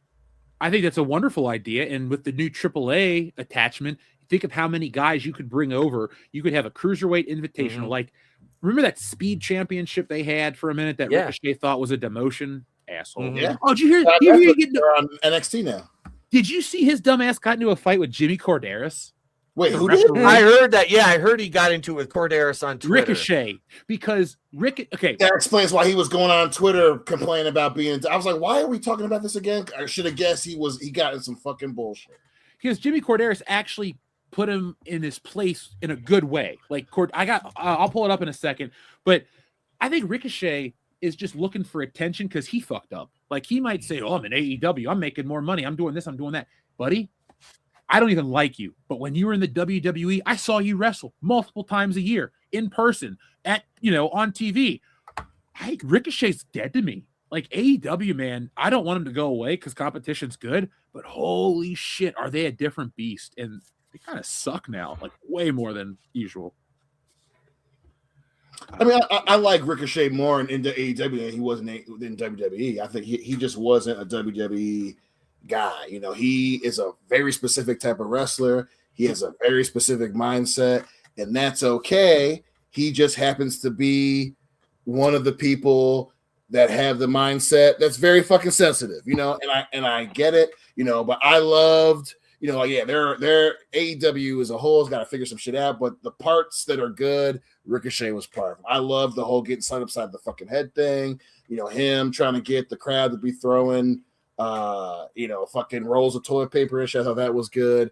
Him doing the whole, even though he wasn't doing cool shit, because that's always my floor for any wrestlers that I like, the whole comedy bit with him and in and out with the fucking Don Callis, which, my only thing is, again, he's just one of those sensitive dudes. Ricochet is the Mark Ruffalo of pro wrestling. Like, Ruffalo is a fucking theater kid. Ricochet is a pure cut wrestling guy. And I get it, you and WWE, whatever the reason, we can all agree it didn't work out. But dude, he's just so goddamn sensitive. And let that shit go. His work. Oh, dude, it definitely shows in his work. Like Here's what basically Jimmy Cordero. This is what Jimmy Cordero said, talking about Ricochet. He stayed for 5 years and then re-signed in 2022. If it was really that miserable, he could have asked for his release. He didn't name dropping guys who also chose to stay for years and speaking for them is Bush League. This makes him look bad, not the company he's constantly trashing, which I agree with Jimmy Corderas. 100%. But here comes the light-skinned kingpin. Fuck you, dude. Jimmy, shut the fuck up, you old-ass cuck idiot. I signed one contract in 2019 for 5 years. It was up in 2024, and I left. No re-signed second contract. I did ask for my release. They denied it and made me the IC champ knowing that I didn't want it. What a bitch. Hey, you can't quit. Here's a fucking promotion in the title. You're the number 2 guy right now. Suck a dick, Ricochet. And then he says, so maybe a little bit of research before you use your cocksucker and say some stupid shit. He is such an sensitive dude. He's such a little baby. Dion, you were talking about his style. He's an indie guy. Ricochet is an indie wrestling guy. He wants to do the flippy dippy indie spots, no sell everything, and that's basically. And that's the nice thing about our promotion. We don't do that, but that's what But that's what he wants to do, and that's what Tony Khan lets him do is work his style. But yeah, him on Twitter, if he would shut the fuck up and just be a fucking heel, because and I don't watch AEW anymore, but he was still there when I was kind of trailing off and watching it. He's doing fucking great heel work. Like his character wise, he's never been able to do character work like this ever before. And bro, you have Samantha Irvin. You've already fucking won. Yeah, dude. What the fuck are you mad about, dude? Yeah. Ricochet Bro, is a fucking pizza cutter. All edge with no point. Oh, I like that. That was I'm really start calling good. him that from now That's why on. he's my fucking boy right there. So the Royal Rumble featured 4 whole matches. Yay. The second match was a match between Gunther and AJ Styles for the retirement of AJ Styles. And AJ Styles lost. He passed out. Well, that kind of sucked. Anyway, what'd you guys think? I hated it. The match was good. I enjoyed the match. But him retiring at the Rumble in Saudi Arabia, at the time, the majority of the crowd wasn't there yet. So for him to have this huge match and a half put together slavery arena, I didn't like it. I just didn't like it. Yeah, the Slaverina. Slaverina, yeah, dude. Agreed. He deserved better. He deserved better, dude. Agreed. I think that having Gunther do this is the right call, because and this is one thing I see a lot of people complain Gunther's boring. I'm like, you don't understand wrestling. Yeah, Gunther's a fucking classic heel, and his work is amazing. He doesn't do this. Yeah, but he wrestles like a 1980s fucking heel from the NWA, and it works. It works because he doesn't have to do a million moves, because he's a heel and he knows how to make the crowd fucking He can if he wanted to. He could if he wanted to. He can. He has a hell of a move set, but you as a heel, you don't have to out wrestle the other guy. You just have to cheat and skirt and cut corners and do everything you can to steal a win. You don't have to out wrestle. And that's the babyface's job, is to out wrestle the heel. The heel's just going to cheat. That's the beauty about being a heel. We were doing chain in practice the other night. Like, do chain. I'm like, huh? Like, I haven't done that in years. So you don't have to do that shit. You just have to do punches, kicks, stomps, power moves, and be able to take the shine and figure out how to go home. That's basically being a heel, and then fucking sell everything to the fucking crowd. And Gunther does that. He does that perfect. That being said, yes, this was the absolute wrong venue, wrong time, and a undersell of one of the best lightweight guys to ever fucking lace him up. Yeah. I mean, AJ Styles, one of the best ever.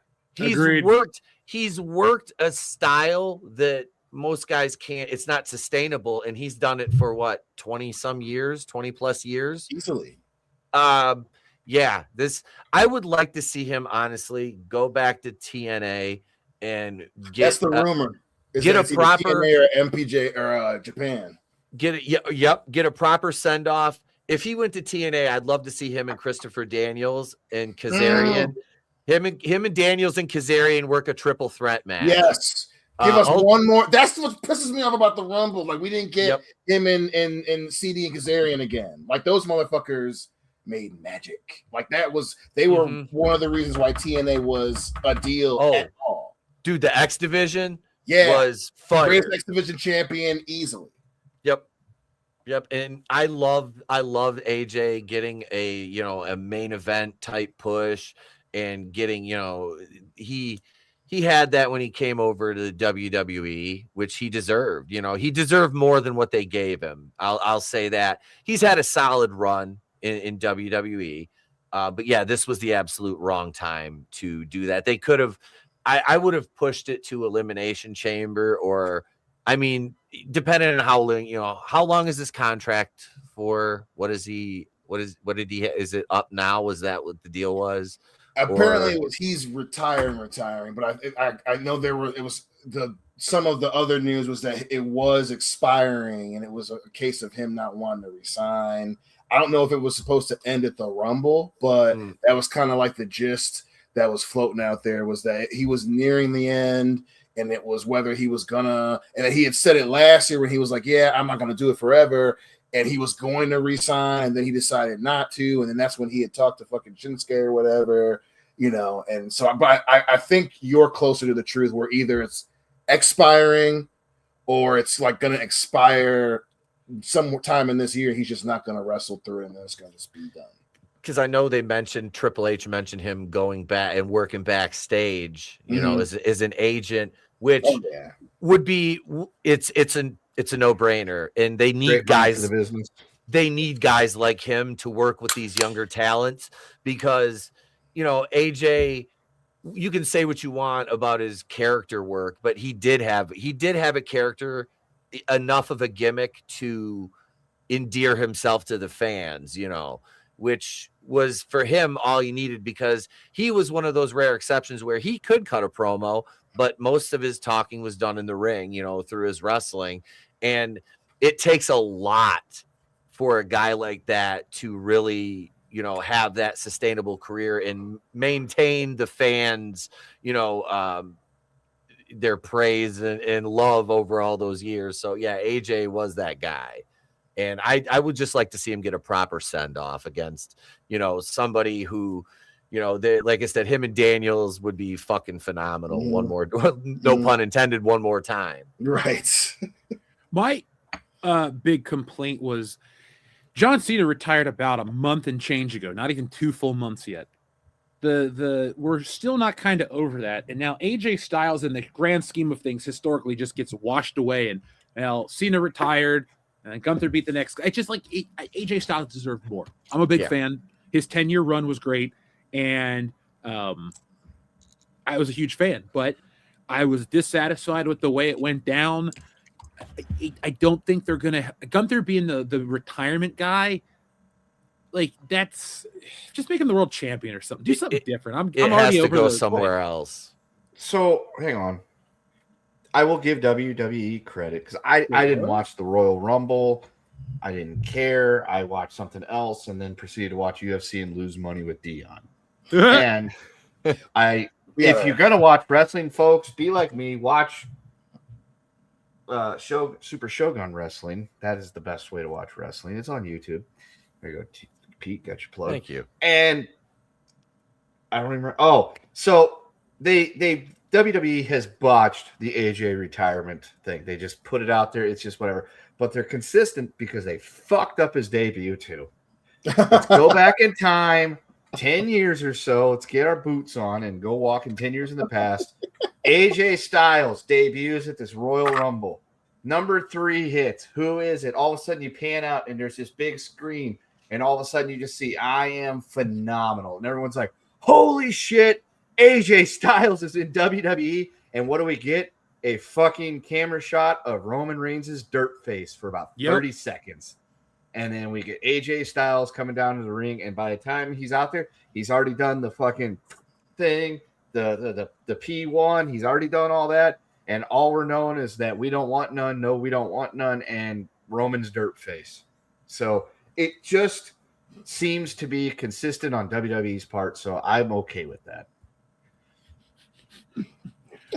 I mean, You're not wrong.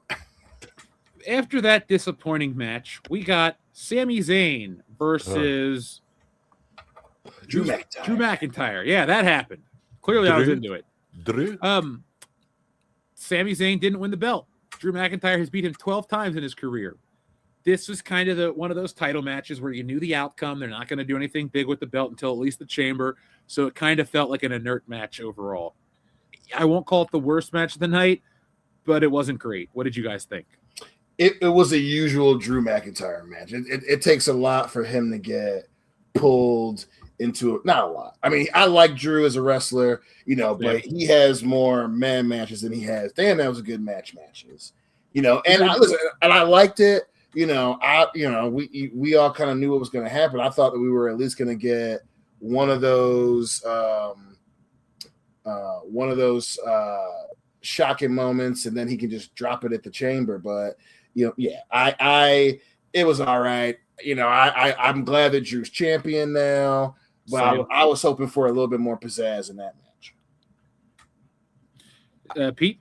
I absolutely detest Sami Zayn, and I always have on every level. I look at him as somebody who's at that level, and I just look at him and go, airport test.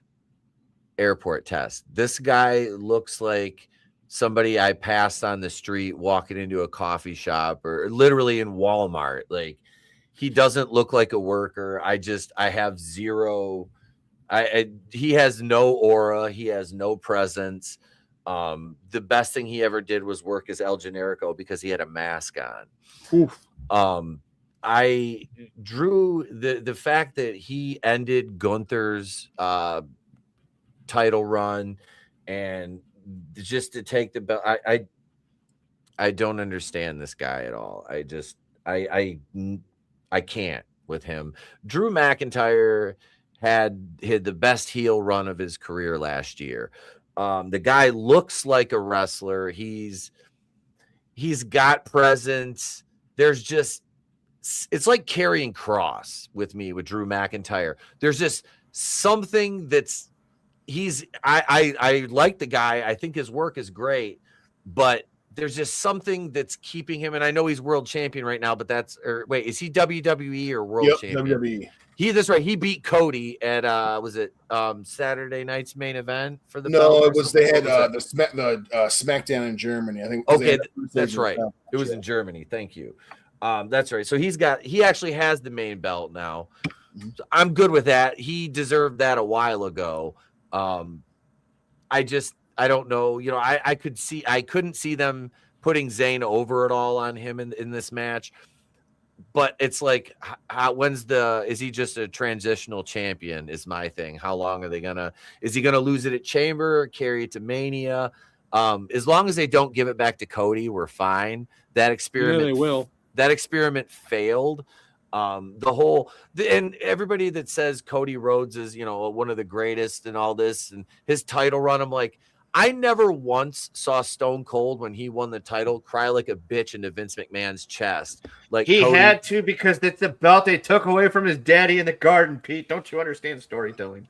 Yeah, I don't really care about Dusty Rhodes in the WWE. Sorry. It's like Ric Flair in the WWE. His best work is outside of it. So to try to make that title about Ric Flair's won the Rumble and won the belt, though, god dang it. Rick's got Ric that Flair's best work. Ric Flair's best work was not the 92 Rumble. It was at Survivor Series 91, in which he helped put the chair underneath the Hulk Hogan there, and the Undertaker won the title. You got me, brother. Yeah. You had me too. And at the same time, the Undertaker destroyed Hulk Hogan's neck, even though it came 6 inches from the chair. But that is not the point that we're talking about today. We're not here to shame a world title match that featured two dead men.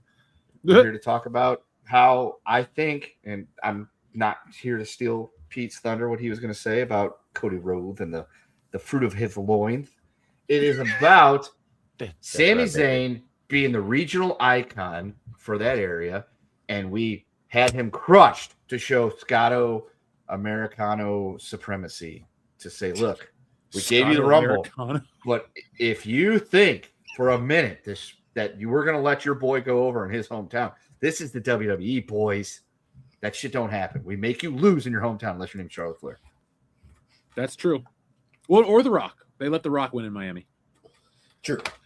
Okay, so that match is over, thankfully. And now we have the Royal Rumble match, which is the 30-man Royal Rumble.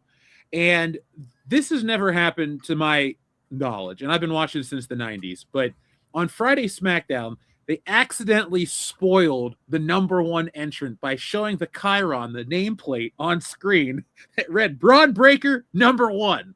So you're going into the Rumble, you're like, well, Braun Breaker won't be number one. He'll be number two. And then he gets eliminated right away. Yeah. And they're building a story, which I don't give a shit about because they just did the Masked Man gimmick 4 months ago at Survivor Series War Games, and it's now the same story again. They did it 5 times in 2025, dude. Wait, seriously? Yeah, because Becky was it.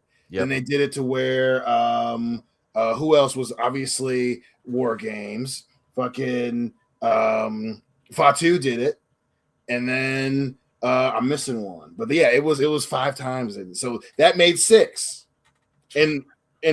In the whole calendar year, that made the 6th goddamn time.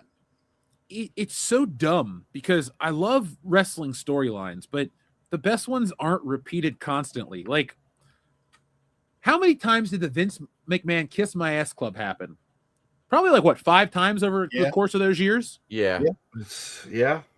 It wasn't the greatest segment, but it was something that was unique and funny, and you're just like, oh God, another one. But when you do the same shit over and over again, it loses it, man. And that's what this Rumble felt like. It just felt like same old shit, different year. Yeah, like Roman Reigns winning it. Yep. Oh yeah. Everybody that wasn't Roman Reigns, I thought looked like a jabroni. Like Brock Lesnar looked like a jabroni the way he got eliminated. Oba Femi, I know everyone's gonna. I was gonna say Oba looked good. I disagree though because they wanted Oba Femi and Brock Lesnar to have that angle so bad that they put Oba Femi in the match early and he got blown up. And I'm not an athlete, but I'll tell you this: when a wrestler's laying on the ground holding onto the ropes for more than a couple seconds, it's not because he's selling; it's because the dude is winded. And I'm knocking the guy. Believe me, all I'm saying is like the internet is. I think Oba Femi is the most overrated wrestler today because I don't. Wow. Hold on. Oof. I don't have any issues with him. It's the people talk about him like he's the second coming. And every year there is another wrestler that is talked about like the second coming. He doesn't get booked quickly enough for these people. Then they just fucking shun him off. They're like, well, he's not good enough. He didn't. They fucked his booking up. They buried him. Yeah, like Oba Femi is not going to WrestleMania this year. Like, I don't get how all these mark-ass people on the internet don't get how wrestling fucking works. It's the same shit every year. You're like... When is the last time that an unestablished star won the Rumble?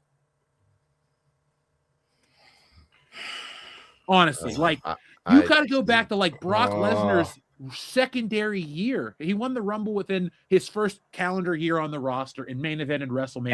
Hang on. Yokozuna was not. He was there, but he wasn't this big main eventer until he won that Royal Rumble. So 32 years. Okay, but then before that, there was this guy that had never really been in the company at all, and he won it from the number 3 position. I can't remember his fucking name, though, but Bobby Heenan seemed to love him. But remember, that number 3 man had been a how many time world champion? How many in a different company? Do you not subscribe to the laws of Bucky Beaver, which is they don't know who they are if they're not in the WWE? So my law of Bucky Beaverism is I don't know who you are unless you're on the main roster because NXT doesn't mean shit to me. Like I get it that people like it, and I like NXT. Accurate. But like NXT is the farm league for the at WWE proper. Yep. And like to get upset that the guy from the farm league who just showed up isn't winning the Rumble. It's so dumb. It's like a waste of internet time. Just click about something else. Because, like, dude was never going to fucking win. No. He had as much chance to win as LA I Knight. agree that them thinking that he was going to get the Brock Lesnar treatment is annoying, but he's worth it. Oba Femi is going to be a fucking humongous star. Going to be, I agree 100%, but he's not there yet. Look at The Rock. Was The Rock ready to be the champion at Survivor Series 96? No, he was Die, right. Rocky, die. Yeah, exactly. Yep. You gotta Yeah, go- but to that point, The Rock hadn't been like a 2-time Intercontinental Champion. The only while I agree that NXT is definitely the farm league, that dude's 2 runs as NXT champion were cool, and even when they were doing it, where they were because say what you want about NXT, they were running it parallel to TNA, and TNA, even though obviously TNA is coming back, TNA is a legit organization, and he was putting on some legit ass man. When it was the X Division champ Moose and Obafemi squaring off on NXT, I think that was one of the best matches of the year. So to add just I would say don't hesitate to add some salt on that gumbo that you're making over there, because while NXT is the farm league right now, this Obafemi and NXT was the equivalent of us seeing Cam Newton in college. Yeah, college is the college leagues, but that motherfucker, won the highest in the 1 year at Auburn. Everyone knew that dude's going to be playing on Sunday afternoons. So that's the only thing I want to say. That dude is legit that good. I mean, he shouldn't have won, but if they did a better job of booking him close to that, like he should have been in the Final Four, and it would have been believable, because that dude, he is not the Rock at Survivor Series. That's for goddamn sure.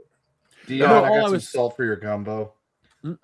Stat Pafford just won the MVP of the NFL. So there you go. Matt Stafford MVP. Ooh. Everything good happens when you leave Detroit, apparently. God damn it. They say the same thing about Cincinnati too. So, maybe Joe Burrow will go somewhere else. And we have world champions in Cincinnati and in Detroit. God damn it, we do. We'll take Joe Burrow for Jared Goof. We'll take Joe Burrow. We'll take Joe Burrow for David Goof. Don't be that to my brothers in Cincinnati. They deserve it. Just get a better owner. No, what's going to happen is fucking Joe Burrow's going to get traded to Minnesota, like you and I talked about the other day, and you're going to be like, God damn it, why did they trade him to Minnesota? It's like, yeah. He gets to rain shit on you twice. God damn it, Justin Jefferson. Yeah, if football gods hate us, that's probably what's going to happen. Yeah, I want to go back to Obafemi thing. Yeah, of course. I like them giving him some eliminations. Give him a chance to show out a little bit. Yeah, having him come in where they did, probably a mistake. Yeah, he's a big fucking guy. I mean, he's 6'6", 310. His ring cardio for a match like that, and this is you get blown up so fast in a Rumble, because like a normal match, I don't get blown up anymore because I know I pace myself and I can work quick, but I don't. But you're in a match with that many people out there and that much going on, plus the adrenaline from your entrance. By the time you get to the ring, you'll probably be sucking wind a little bit, just because that adrenaline hits you, and it takes a lot out of you. But yeah, they didn't give him the proper justice. No, that guy's a star in the making, man. He is. He's bound for a main event eventually. Give him a little time. That's the thing. Like everybody, like you're talking about, Jeff, everybody wants everything now. They want it now. They see him, he's here now. It's like, I don't like Triple H's booking. I don't like Triple H. I don't like him. I don't like him. I don't like his booking. I don't like the way they're running the company at all. But it's like a guy like that, don't throw him out there and give him an opportunity to fail. Set him up properly to succeed. That's how you build stars. They've forgotten how to build actual stars now. They don't want anybody to get bigger than the brand. Like you had The Rock, you had Austin, you had Undertaker, you got Mick Foley, you got Shawn Michaels. These guys they were bigger. They were transcendent stars. They were transcendent of the brand. Who on the roster right now is transcendent of the WWE brand? I'm actually trying to think of that. And I don't think there are any, and it's the WWE's fault. It is. Because Vince got burned by letting The Rock and Stone Cold and certain guys get too big. So he made sure that no star would become bigger than the business. Now nobody's an actual star. Like John Cena and Batista are the last actual stars to come from the WWE. I would say Brock counts. Because he's but to your point, Hold on, though. Brock Lesnar had to go back to wrestling. He went to Those guys don't OVW. Right. That's the only reason why Brock is a star, because he left to go to the NFL. That didn't work out, and then he went and well, it used to be number 4, but he had a top 5 highest selling UFC pay-per-view ever. So that one happened despite Vince McMahon. But that's what I'm saying. Mhm. That proves your point. No, and people in the chat are like, what about Randy Orton? We don't mean like a WWE star. Randy Orton, yeah. We mean a guy that's big enough to go, like, we'll use Make John more Cena. money someplace else. Yep. Well, even as a pro wrestler, you could go out. It's like, all right, well, The Rock's wrestling. They want him in movies. They want him here. They want him there. There's nobody in the WWE that's in that kind of demand. Like, maybe they want him on a podcast. Maybe they want him for a Markiplier movie. Maybe they want him for some kind of lower tier internet based thing. But like, Roman Reigns and Cody Rhodes are small parts of a big movie. You're not getting guys with like leading roles anymore. And it's not about becoming an actor. It's about there's star power that used to be in wrestling. Stone Cold had it. Everybody, like, all these guys were so big. And if younger audiences don't realize that, because they live in a WWE bubble, they don't remember what, like, you're just watching a random TV show and here comes Stone Cold. You're like, wait, what the fuck? Or so-and-so shows up on this or that. Wrestling, the stars were so much bigger. They were not just WWF stars. They were general celebrities, and they could show up anywhere. Even China for a hot minute was like in a bunch of shit. Like, they just don't Third have Rock those from the stars. Sun. Yeah. My grandparents who didn't watch wrestling and only knew the wrestling that I would watch on videotape when they'd rent it for me at the grocery store, they knew who some of the bigger names were that was going on in wrestling. Like, they knew who Stone Cold Steve Austin was. They knew, because they even knew the Undertaker, because they made it on TV shows and things like that. Yep. There is nobody in WWE that could just leave WWE right now and be a household name across the country. They're not doing it, which is ironic considering that a certain Rogaine Ramirez was making that point the other day and then went out and was, on the Royal Rumble. So it's like, you're part of the machine there, buddy. When you see people's merchandises in places that you don't see wrestling, that's what we're talking about. You never saw a Randy Orton shirt in Target. Nope. When we were kids, there was Rock and Austin shit in Walmart. Any place that had, wrestling was, wrestling would be big amongst wrestling, but it would, you had, The Rock going to SNL, that was big at the time because, the only person that had done that type of cross branching was Hulk Hogan, right? Stone Cold Steve Austin, riding around with the dudes on Cops was a big deal because that was on the fucking Fox network. He was on Nash Bridges too. Yeah, and he was on that, and he was because he was a bounty hunter. Yeah, Yep. Stone Cold Steve Austin was in Nash Bridges. My mom knew who Stone Cold Steve Austin was because she fucking loved Nash Bridges. She was like, "Damn, who was that?" I was like, "Well, Mom, that's Stone Cold Steve Austin. That's Texas Rattlesnake. He's badass. He would whoop Nash Bridges' ass, but I'm still a Nash Bridges guy. But he's lucky that he's on his side. You know what I'm saying, Mom? He was that shit. And Randy was big in wrestling, and wrestling fans liked him. Even especially 09 Randy. But you weren't finding a Randy Orton T-shirt just by itself in Walmart. That's the difference we're talking about. It's the Lorne Michaels effect when he canned Sandler and all those dudes in 95, 96 time because they were making movies, they were off doing other things, and they were bigger than what he could control at Saturday Night Live. So he brought in all these other people that weren't household names, that weren't making movies and everything like that. So he'd have more locus of control. That's my theory. I think, not to be contrarian, Kendo, I think a man named Brandon Tartikoff personally fired all those guys that you're talking about from SNL because he didn't personally find them funny.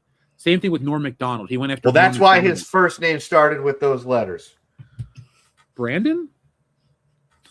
Yeah, we'll go with that. Okay. So the Royal Rumble ends with Roman Reigns winning, and now we have Roman Reigns versus CM Punk at WrestleMania 42, which, yeah, whatever, dude. Like, I'll be. The promo was good on Raw. His promo was actually good. It's just something we had to wait to the end of the damn show for it. Yeah. Dude, I fell asleep watching Raw because I was like, they were in that women's hardcore match, and I was like, all right, I haven't seen a women's hardcore match. Devin said, "Fuck this, I'm going to bed." That match was 22 minutes of pure and utter shite. The fucking Stephanie Vaquer cannot work a hardcore match. That's not her in her wheelhouse, and that's Triple H is gonna fine. fucking ruin her. Yep, that's fine. She's a wrestler. That's the one thing about her is she has been wrestling since she was like 16 years old. She's fucking phenomenal. She's a wonderful talent. I love Raquel Rodriguez. She should have won the title there and then let Stephanie chase it, win it back at WrestleMania. Build it back up because Raquel injured her ankle. That's what I'm like. What are you doing? Just this, all this was to build up Liv for her, versus her at Mania. So why am I buying into Raquel winning this match? Unless you're going to have Liv feud with Raquel at WrestleMania, which in that time you'd have enough time to build that up, but you can't exactly just. Then what are you going to do with Stephanie Vaquer? Go be in a tag team. Yeah, I think they're going to break up the Judgment Day. They are. It's time to take a page from your book there, Brother Pete.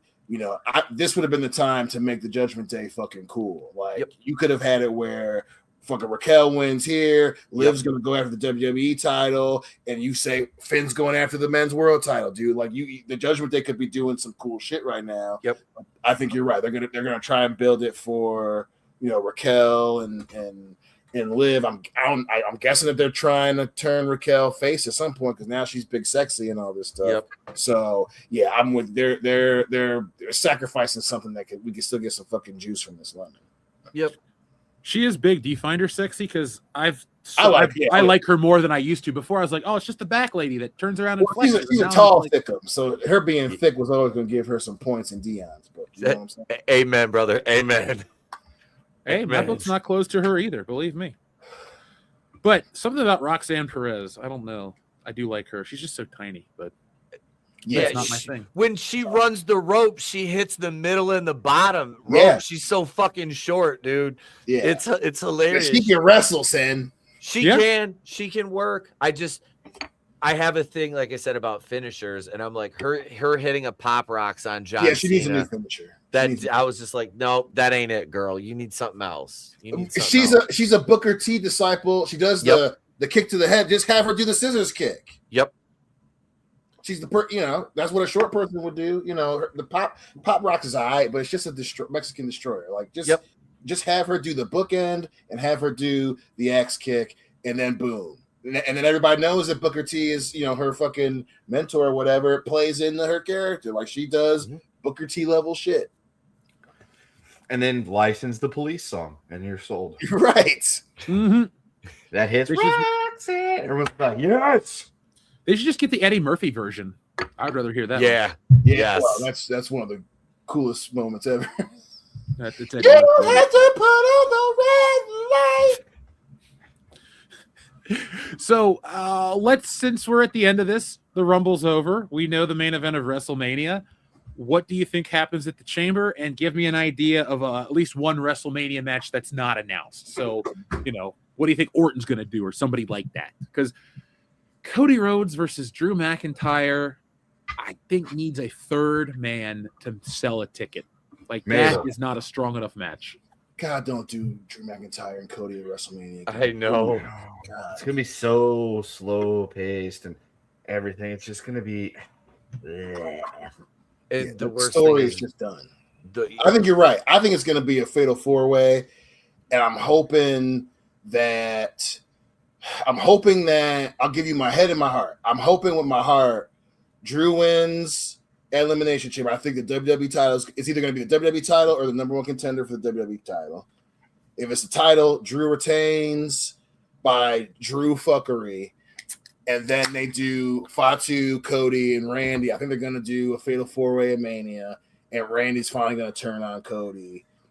And then I don't think they're putting the belt on Fatu. And then I think Drew's going to finally leave Mania with the belt. Even though I think he wants to be the dude chasing the belt. But I think they're going to give it to him to keep Cody distracted. And it pisses me off, but I think Punk's going to have the title in the Chamber, and he's going to retain. And either that's when Seth's going to come back and then just take the rest of the time, or they're going to do it with like Finn is in the chamber, loses, and fucks Punk up or something.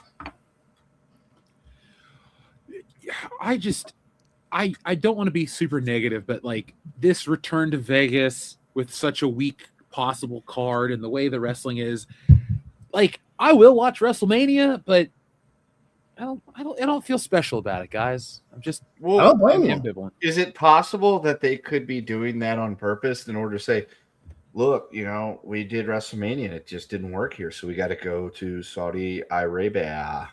I mean, 43 is already Saudi Arabia. I would not put it past TKO, not one bit. And then say, hey, look, we're going to Saudi Arabia for WrestleMania 43, and maybe we're going to go to London for WrestleMania 30, because Americans just don't want WrestleMania anymore.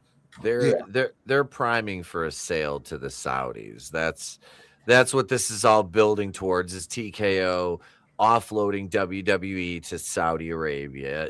Book it. It's within a couple of years, it'll happen. I, for one, Steven welcome Richard the too? new Saudi overlords, and Saudi wrestling entertainment is, so as we call it around these parts, is going to be great. I don't know if they're going to sell outright, but I think we're going to get a Raw or SmackDown is out of Saudi Arabia, and whatever one that they don't choose they're going to use for the Western market. I think we're going to get one in Dubai. I think for sure Saudi's going to be try to be part of like the regular fucking programming for sure. I don't know if they'll buy the whole thing yet, but they clearly don't give a damn about spending money. Oh, I don't know how I'll feel about Saudi-owned WWE. It won't be a political thing. I won't take a hard stance, but I don't think it'll be any better than it is, because if this is what they're selling the Saudis and they say the Saudis buy it, it would be the same produced product. It would be full of commercials. It'd be fake as hell. I don't need wrestlers to kill each other in the ring, and I don't need tons of blood. When I say I want Attitude Era wrestling, I want year 2000 wrestling, which means full storylines, big matches at big pay-per-views, and every once in a while you can have some blood. I don't need to see people on thumbtacks and shit. But, maybe at Backlash or maybe at SummerSlam or something, give me a ladder match. Extreme Rules. Well, see, that's the thing, though. I don't like branded pay-per-views, and I don't like Extreme Rules to have Extreme Rules matches. I hate the Hell in a Cell or Elimination Chamber or pay-per-views. Like, they should just be events that happen when the story calls for it. Not just, hey, it's February, let's fucking do the chamber. No mercy. Yep. That whole this is my whole thing with like the Royal Rumble. You got the men's Royal Rumble, the women's Royal Rumble, then you get the men's Elimination Chamber, the women's Elimination Chamber. It's like the match loses its luster when you Pete's against equality, folks. I absolutely am in terms of wrestling, as far as the men's and the women's events go. And the only reason I say that, massage therapist. Yes, sir. I'm licensed in 48 states and Puerto Rico. Couldn't get Alabama and Mississippi, but we want to. I don't like it there anyway. But no, I really think giving the women the exact same thing you're giving the men, you could do something new for them. Make a new concept. It's like the women's War Games match. It's like, I get it. You want to, give them the same opportunity, but at the same time, you could do something specific to them, like the Women's Evolution pay-per-view. Was I a huge fan of it? No. Did I watch it? Yeah, because I was interested to see how some of the matches turned out, But yeah, I don't think you should have an entire Elimination Chamber show. No, the match should only be there when the story calls for it. When you absolutely need it. It's like you said with the blood and shit in the matches. As a wrestler, I'm not going to go work an opening match with a feud and somebody and get color for them. I mean, unless it's an angle where it's like, it's going to be really dope if, you come out of this match bleeding and you do this, hit me with a chair in the head and, I cut an impassioned promo, blah, blah, blah. All right.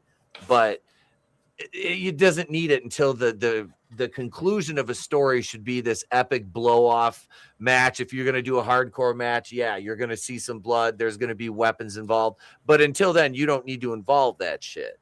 Like I said, it's the same thing with the Elimination Chamber stuff. I guess we'll talk about wrestling next time when the chamber shows up. Maybe we should do it like we don't talk about wrestling every week, but we definitely hit it during the pay-per-views. How's that sound? Oh yeah, I can dig that. All right. Because it's fun to talk about it. I know a lot of our fans don't love it, but a lot do support whatever we do. So thank you guys. Talking about support, though, our friend Zombie Box Review says Pete is criminally underrated. He should have at least 10,000 subs by now. Also, a great guy to catch live. Thank you, man. Damn, Thank skip. you. I've hung out with him. It's kind of overrated. I am overrated. I Well- talk to him on a fairly daily basis, and I can take it or leave it. He's a lot of fun I appreciate with that. he's a lot of fun at weddings. I He was so jealous of you guys. I'm in the fucking wedding, and you're over there having the time of your lives. And I'm We just like, had a great time. That was so much fun. It really was. We memed you though. Yeah, Predator? Yeah, I remember that. We memed you. We made a thing out of sitting at that table all together. It was like, hey, let's take pictures of people and put the Predator dots on. Yeah. And Well, at least the Pete after watched. party was awesome. Yeah, and to go back to last week, Pete was in the room with us watching Space Jam 2, where Dion clearly thought Nick was there. Yep. Nick is currently there watching Space Jam 2 with you right now. Dion, I can see him in the reflection of your Return of the Oh, Jedi. Nick. What's up, buddy? Jim Sterling and the Mankini, thank you very much. He says, running out of Star Trek movies to make regarded word of the day pitches with, I'm scared, I need help. Maybe I can use episode titles instead. Oh, yeah. So the word of the day is the title of anything. We just pick movie titles. It could be songs, like Every Dunce Rules the World, or Every Dunce Wants to Rule the World. It could be TV shows. It just has to be an official title of anything. TV, you name it. We'll accept it. Just make us laugh. That's all we ask you to do. Like, our rule of thumb is get our attention in a positive way, and you too could be listener of the week. So everybody's listener of the week this week, since we didn't give you guys a prompt for that. Yeah. Clone Geek, yes, Loudy's wedding is still going on, some would say, and as somebody who's been published by the Wall Street Journal, I take your word for it. So congratulations to you, buddy. I saw that message and I was like, oh shit, I was looking back at the archives. So congratulations, man. We got a lot of world-class people in the chat, folks. Let's grow this thing. Man. Yeah, man. So, guys, I think it's a 2.5 hour show is a good place to put a pin in it. Where can we find you on the internet, Pete? You can find me at Wrestling with Horror 420 right here on YouTube. You can find me on X at N80Pete. I am on the TikTok at Wrestling with Horror. And we do a weekly live stream on Tuesday nights called Tuesday Night Terror Vision. We're reviewing Slumber Party Massacre with myself, J-Man, and my tag team partner, Killer Pizza Video, who has a dope YouTube channel as well. We're going to talk about Slumber Party Massacre, and I'll have another wrestling rant video or two out next week. And that's you can find all my wrestling on YouTube at Super Shogun Wrestling. Check out their back catalog. A lot of great workers through there. We just had Jack Vaughn, who is bigger than I expected in person. He's probably like 6'6", 6'7". He's just a big guy. 6'7". Like, damn it. But super cool guy. No, we have it was fucking great match and super cool to talk to in the locker room. So yeah, check us out over there, man. Thanks for having me on. It's always a blast to hang out with you guys. I appreciate it. And if you guys want to message Pete, his phone number is 989. And that's how you can get a hold of him. Like, you can just, that's his phone number. You can get a hold of him really easy. Oh, Kendo, I love it. Doxing in 2026. It's what friends do to each other. The rest of us can be found on next Thursday's episode of WCBS. What will it be about? I don't know, because we don't think that far in advance. But I'll be back on Saturday with a brand new video. So, guys, check out the video that dropped today. I've been doing a little experiment, and it's been working. I'm testing out other topics that are a little outside of our wheel well. So I did the economics of Sydney Sweeney last week.